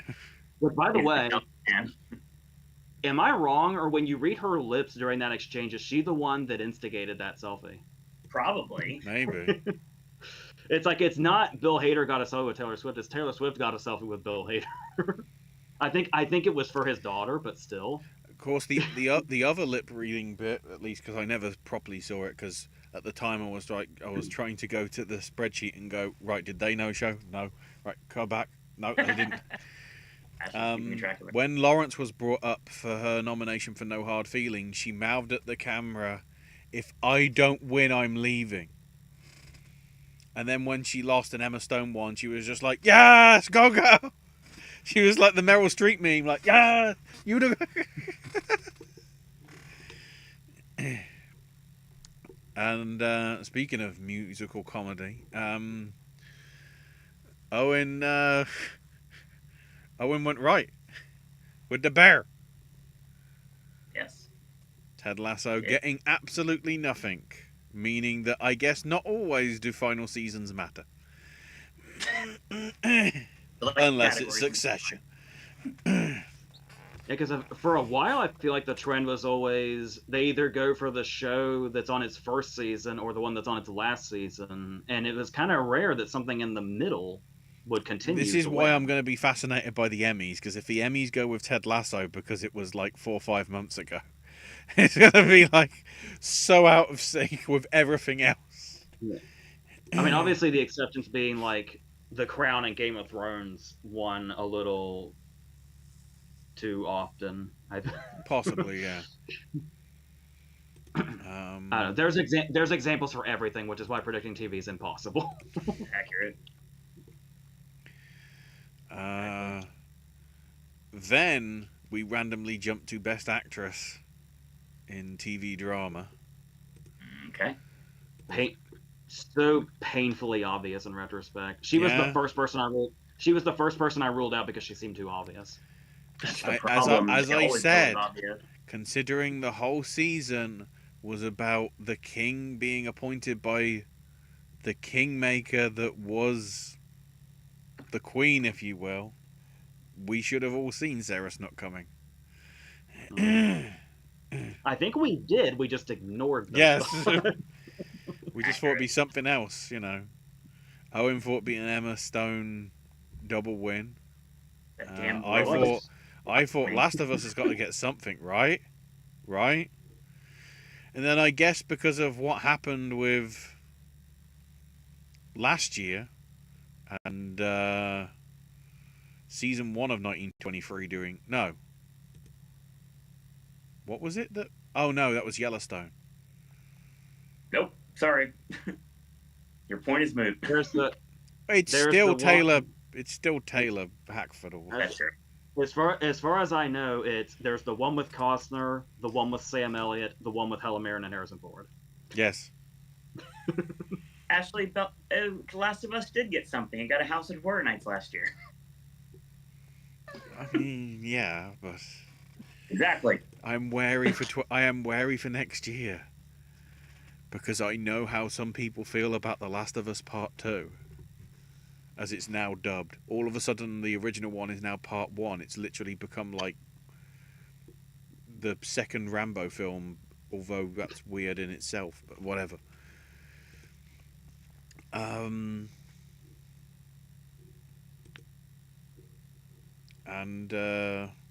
following on from that, a sort of an interesting little thing with the two lead guys from Suits coming out.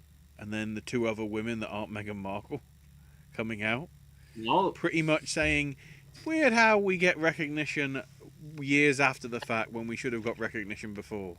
Obviously acknowledging the monolith that Suits has become on Netflix over the past 3-4 months. Oh, has it? Because I was literally... They came out, and I have no idea who they are. So my thought was... I only know this because... forgive my sins. I watch Grace Randolph to have a look at like what happens with the box office stuff. The Netflix charts, Suits has been in the top 3 for like the last 4 months.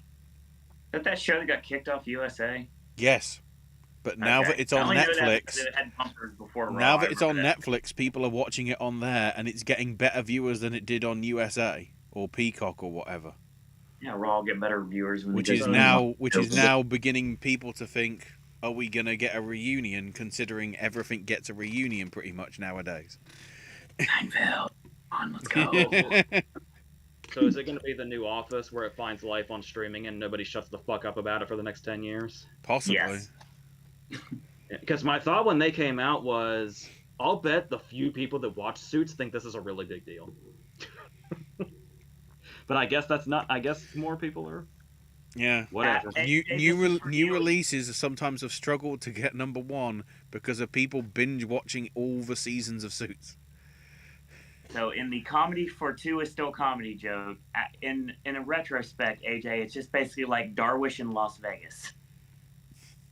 It was Darwish and Burn Notice. Burn Notice. Josh Jamal doesn't even watch Las Vegas.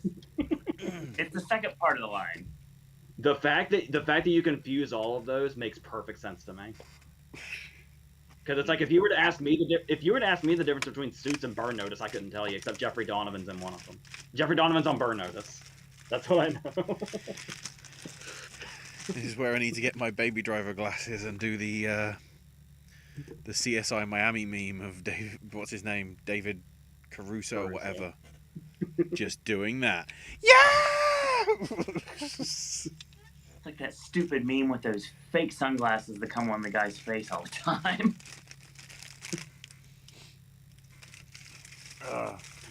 Where were we? There must be a reason why that's the reason why I keep those sunglasses there.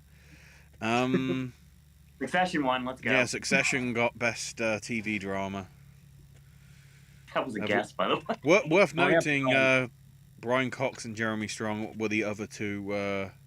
And Imelda Staunton. They were the other no-shows that need to be brought up because everybody else did show. At least, well, no, because nobody showed up from The Boy and the Heron. So then to the last big four. So we had actor in musical or comedy went to Giamatti for the holdovers. Yeah. Not American Fiction as AJ predicted, but I'm happy. He said he smelled like fish. I'm happy.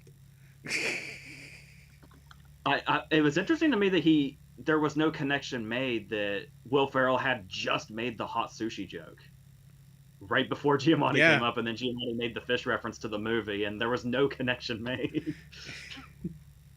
Yeah, I was really pulling for Jeffrey Wright, and I kind of felt like Jeffrey Wright was really pulling for Jeffrey Wright. He looked a tad disappointed when they said. I mean, he was professional about it, but he seemed a bit disappointed, and I think I might have been also just because I really wanted. I guess I wanted a Jeffrey Wright speech. I guess. Mm-hmm. But yeah, just because Jeffrey Wright's voice is so awesome. Seeing the new trailer for American Fiction. Yeah, it's always fun to see Giamatti get awards, especially since he's so passionate about this movie and Pain. It's really nice to see, but yeah, that was another one where it's like there's nothing to be mad about. So that's cool. And he said that how his whole family were teachers, so this is for the teachers. Yeah. We then had musical or comedy actually presented, which, as we previously mentioned, Poor Things did get the win. It wasn't American Fiction like I thought, or Barbie like the other two thought. So I'm happy. I will stand by that. I did say in the prediction video that as soon as I said Barbie, I regretted it. I made the Ron Burgundy jumping into the bear pit comparison. Good. I knew I should have said Poor Things. I knew I should have said Poor Things before Barbie was even taking a beating all night. I committed to the bit with Barbie from day one, and even I said that Emma Stone was going to win without Margot Robbie going anywhere, and I said that would be a Barbie love fest. And then when it started happening, I started seeing things pop up on Twitter. I was like, yeah, I was wrong. And Poor Things probably going to win, isn't it? And then, of course, it does happen, which I have no problems with. I love Poor Things a lot. It's one of those, I'm good with either one at this point, honestly. I really am. I love both movies. I like Barbie well enough, but I would almost definitely take Poor Things over it. Yeah, for sure. Then Don Cheadle and Kate Beckinsale, who I nearly didn't recognise, Yeah. presenting Best Drama Actress to Lily Gladstone, Heck yeah. who of course did the beginning of her speech in the Native American tongue, paying respects to everybody there. And again, just seeing very humble, which is why I wouldn't object to her winning at the Oscars. It's not like somebody that seems like they're doing it for clout. It's the thing though. It's like I was gonna say Gladstone was gonna run away with it, then Emma Stone became a force, and now Carrie's in the conversation, and Sandra Hula is hanging out on the outskirts. That she definitely could be in this. So I mean, this is gonna be a fun battle to watch the rest of the season for sure. And I have no problems with any of them winning. Like I was saying, I knew Anatomy of a Fall was going to make some kind of impression. And again, I was starting to get confident about this category and what I said. But, yeah, Anatomy of a Fall still made an impression. So at least it did that. And yeah, I am happy with the Gladstone's not really my favorite of those. She's great. Like I said, I need to keep establishing that I think Killers of the Flower Moon is nearly flawless, because almost everything I say about it is borderline negative as far as award season goes. But yeah, I think it's like you were talking about it being genuine and humble. Yeah, the lack of cynicism came through. Like I don't know why I was kind of expecting that from her. I don't know. I think, well, like I was saying also, is she seemed kind of stone faced at Cannes, and it was like she's really serious. But then now that she's kind of talked about herself more at like the roundtables and stuff like that, it's like, oh, she was probably stone faced at Cannes because she's still relatively new in the industry, and it was fucking Cannes. It's probably why she was probably like nervous as shit. So yeah, I don't know why I was expecting her to almost be like cynical or something, but just not at all. So I feel like I sound condescending when I say that, which I hope that doesn't sound like that. I think you're okay on that respect. Got everything taken care of now. And then drama, of course, going to Oppenheimer. Yes. Where we actually get to see Emma Thomas. She does exist. Because I feel in everything else we just get Nolan, even though, you know, she's one of the key producers. Weirdly enough, I think with what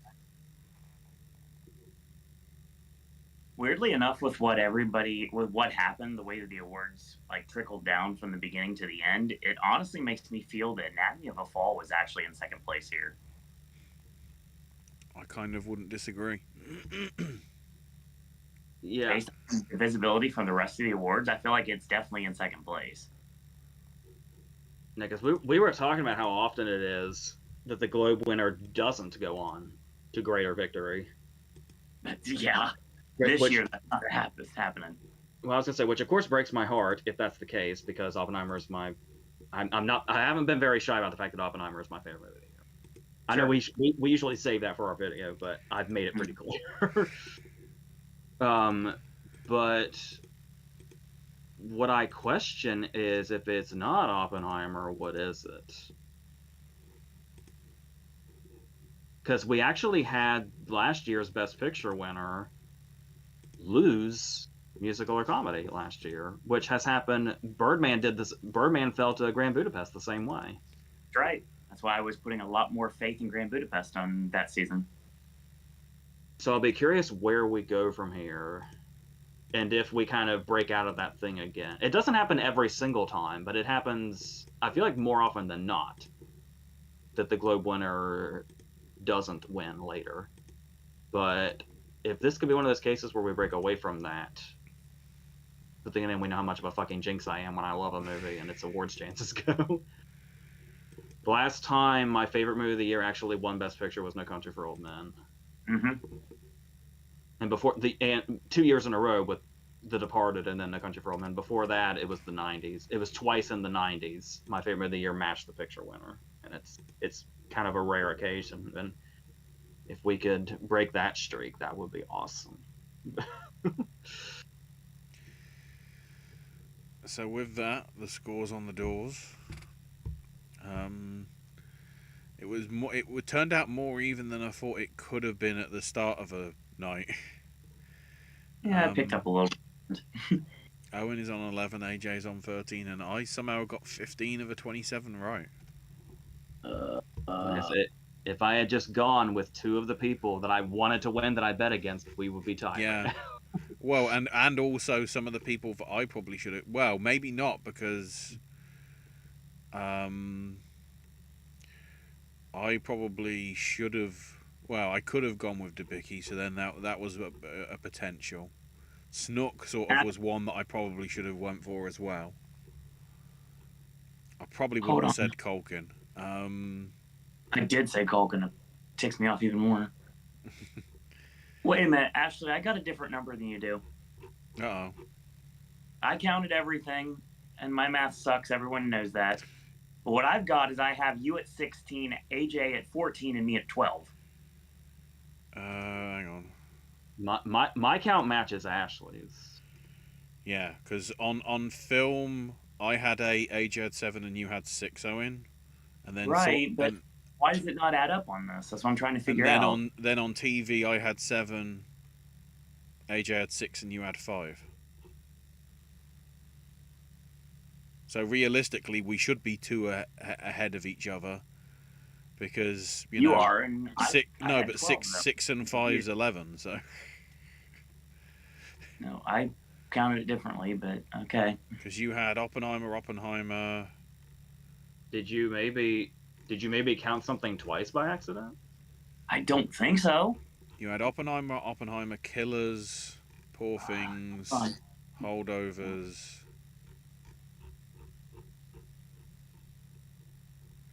Because I literally have it right in front of me right now. I didn't get a second point till we got to Matthew McFadden. Yeah. And then I didn't get another. I got the Bear. No. Hang on.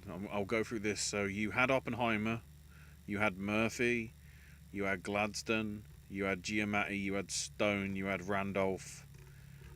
So that's your 6. Yeah, Giamatti, Stone, Randolph. So that's your 6 for the film. And then on TV, you had Succession, The Bear, Jeremy Allen White, Io Edebiri, and McFadden. Those are your 5 in TV.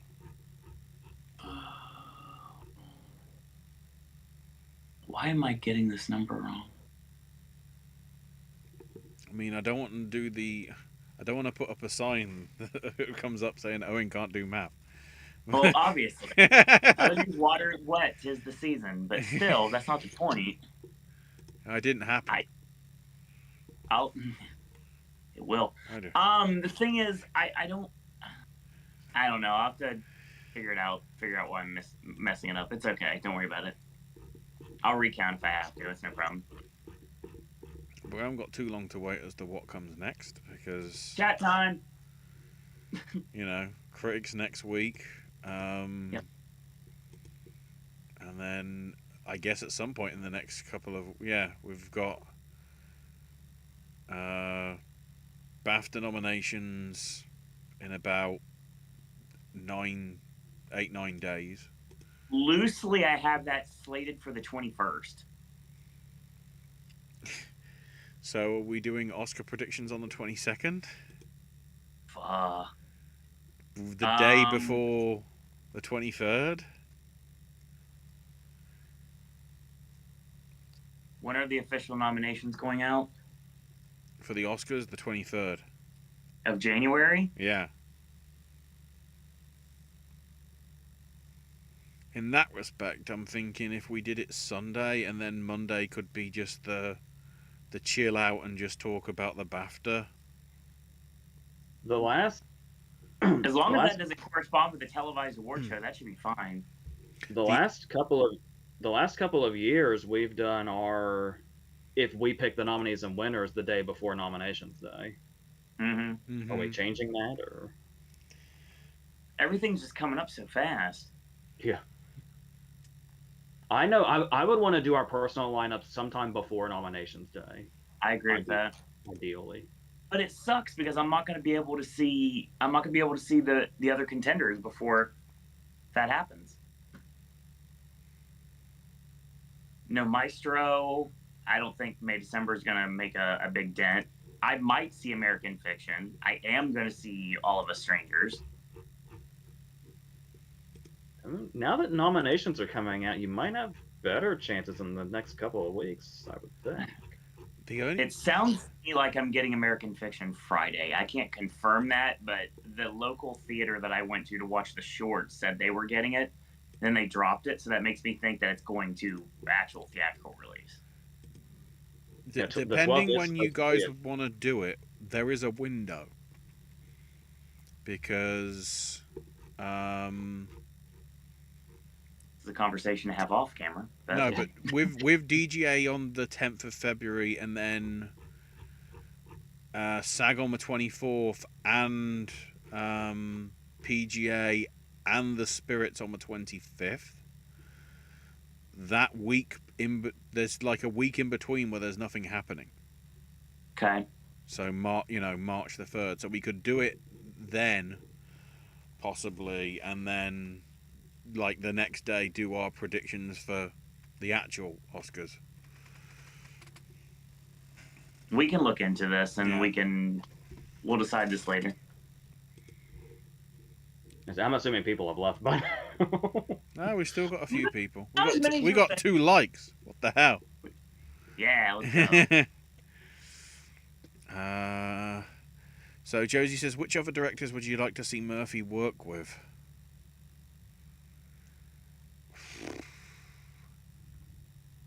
I can't really do questions like this because any great actor can typically adapt with a director.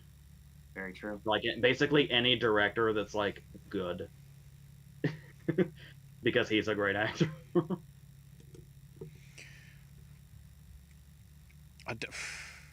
I don't mean Paul Feig, but somebody that's like a quality comedy thing, because I don't know whether Killian's really done an out-and-out comedy film yet, substantially.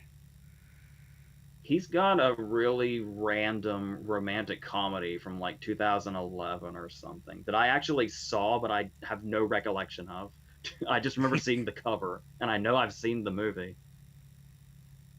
I know where I messed up. We're good now. Maybe.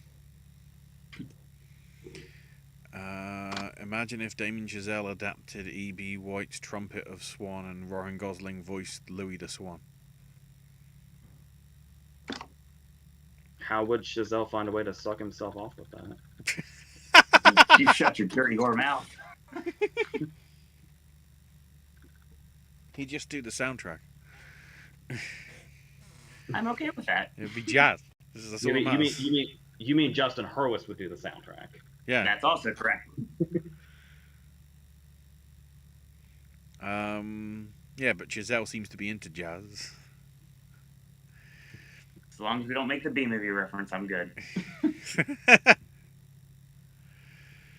Parsnip says, I'll point out that Hannah hosted Eurovision this past year for when it was in Liverpool when the UK hosted for Ukraine.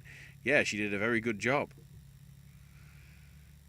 They got lucky because soon after that the actors' strike happened and she basically pulled out of everything, including like the Tony Awards and everything. So it was like, woof. Bryce, I remember Ashley predicting Missing Link and got it correct because Disney was splitting votes that year. Yep. After the BAFTA long list, I think The Peasants is done. And maybe since it's on the submission list for this year, Ernest and Celestine, A Trip to Djibouti, or Djibarita, sorry, could be a possibility for the Oscars since the first one did get in. Josie taking a shower. Gonna watch something for our upcoming Valentine's video along with reading and writing. Randomly saying, remember at Blockbuster YRV. I don't know what that is. Or unrated. Oh, I guess that's in relation to maybe the cuts that Poor Things got, maybe. Because of unrated. Sure. If Eilish wins again at the Oscars and Diane Warren's nominated, which she will be. Oh, there's no... It's likely, but not guaranteed. But she'll be upset again that she lost to her and Phineas twice. Thank you, Hot Cheetos movies. You're going to be an Oscar nominee. Bry also noting we've seen it before in that Mahershala Ali and Roger Deakins got their second Oscar 2 years after their first. True. And Bry also mentioning from the Creative Emmys that happened over the weekend as well. The Weird Al Yankovic movie did get Best TV Movie there. Heck yeah, Weird Al's halfway to an EGOT. Let's go. Well, I don't think he specifically got the Emmy, did he? He's holding it in his Twitter picture. Josie says, I love how Cara Jade Myers got shortlisted at BAFTA. We'll probably bring up the long list as well as like the actual short list of them when we cover the BAFTAs. We'll try and cover the bases in that respect.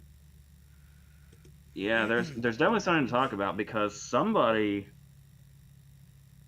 or at least a couple of people in the chat recently talked about somebody getting snubbed that's been really consistent so far, and that person missed the BAFTA long list. Now I'm worried about them.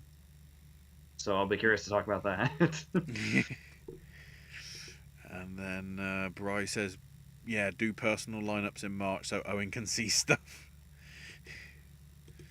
Because it'll be weird if all of a sudden we're going, oh, how great this is, and Owen's like, well, I cannot comment because I have not seen the thing. The only trouble is nobody gives a shit in March. Yeah, that's a good point.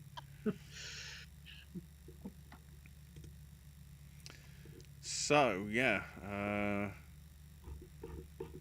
we will be back tomorrow to cover the thing that we don't want to cover, which is the Critics' Choice TV Awards. But then the stuff that we kind of want to cover, which is the film aspect of the Critics' Choice Awards. The main reason I don't want to cover them is you can tell that Critics' Choice doesn't want to either. They just... That's one thing to say about the Globes. Everybody got the chance to have their award, whereas always with the Critics' Choice, halfway through, all of a sudden it's like also awarded tonight, and it's just names, and one name lights up. It's like, ooh. Is it too much to say half, if not over half, of the Critics' Choice Awards we don't even see? Yep. What's the fucking point? Fair. You know, they want to give, best costume and whatever, but they only do it as, like, within a 1 minute bit where they do it with 5 other awards. Whereas at least with BAFTA, they get them up on the stage. Well, if they wanted to... Their first step to being the real award show they're trying so hard to be would be to make these two separate ceremonies between TV and movies. Like it originally was. Yeah. Before they bundled them together. Hell, they even know that already because the documentary awards are in November. So that's the only way we know that, Yeah, because Still already got that, didn't it? Yep. Still the most likely to be snubbed documentary. Yep. Still, we can literally say Still is Still. The most likely to get snubbed. We use the word. Right. I think with that, we'll be back tomorrow, usual time of 6 Eastern, I think. Yes. I haven't heard anything otherwise. To cover our predictions for that, feel free to hop along, Cassidy. What did I say that for? No one knows. It's okay. It's 1 a.m. Yay. In the meantime, though, you've got lots of other stuff here on the channel to check out. My gaming week, apparently, of videos from the past week. There's also some snack stashes, both available to you and in the works. Annoyingly, the McDonald's thing is only available cheap on Wednesday, so I'm trying to fit that around when I can go on a Wednesday. Rather than having to pay full price for the thing. Owen, Sip and Snack and Voice of Liberty content is available to peruse. AJ's Versus archive is up, and movie reviews, I think we've got coming one this week. Wednesday. Yeah. We'll have stuff for you then. So just, And the day after all this prediction stuff from us. I think I've already made this clear, but just to clarify, any thoughts on the rest of the 2023 is just going to be in these awards videos, and the review videos from here on are going to be 2024 movies. The new stuff. Yeah. Well, of course, it'll be interesting to see whether your reviews of or talks about American fiction get more clicks, given that goes wide this week as well. And I think it's getting just a wider release as well for MLK weekend. So it's going head to head with Anna DuVernay's Legion. You brought that up earlier, Owen, saying, "Have we seen the trailer for it?" No, but I saw it. I saw a sort of trailer for it in the middle of the Globes. So, I'm talking about Origin, right? Yeah. It looks super boring. By the way, can I just say that the Hollywood Reporter's roundtable for director, I haven't watched it yet because that lineup is fucking weak. Oh, that's who not would they good. get in? It's DuVernay, it's Blitz, it's Michael Mann, it's Cooper again. Greta might be there. Here's the thing. It's not Nolan, it's not Scorsese, it's not Lanthimos. It's not... I can't remember if Celine Song is there. I don't think... She was at the other one. Anna DuVernay's on it, yet her film isn't eligible for the award. They're trying so fucking hard to make Ava DuVernay a narrative director. She's a documentarian, and that's her strength, is documentaries. Yeah, but they want so badly to make her happen as a narrative film director, and I just don't. But anyway, stop trying to make Ava DuVernay happen. It's not fair. Usually, Los Angeles Times and the Hollywood Reporter don't intersect much roundtable wise, but half of Los Angeles Times' director roundtable is at the Hollywood Reporter, and it's weird that I say that about Michael Mann, but the thing is I would love to hear Michael Mann talk. It's the fact that he's talking about Ferrari. Not about Ferrari. No, I do not need that in my life, my friend. It's like every now and then somebody fanboys about The Insider or Heat, and it's yeah, let's have this conversation with Michael Mann. Let's talk about the fact that the Heat 2 book. Let's talk about that. Just how much do you wish you Ford versus Ferrari?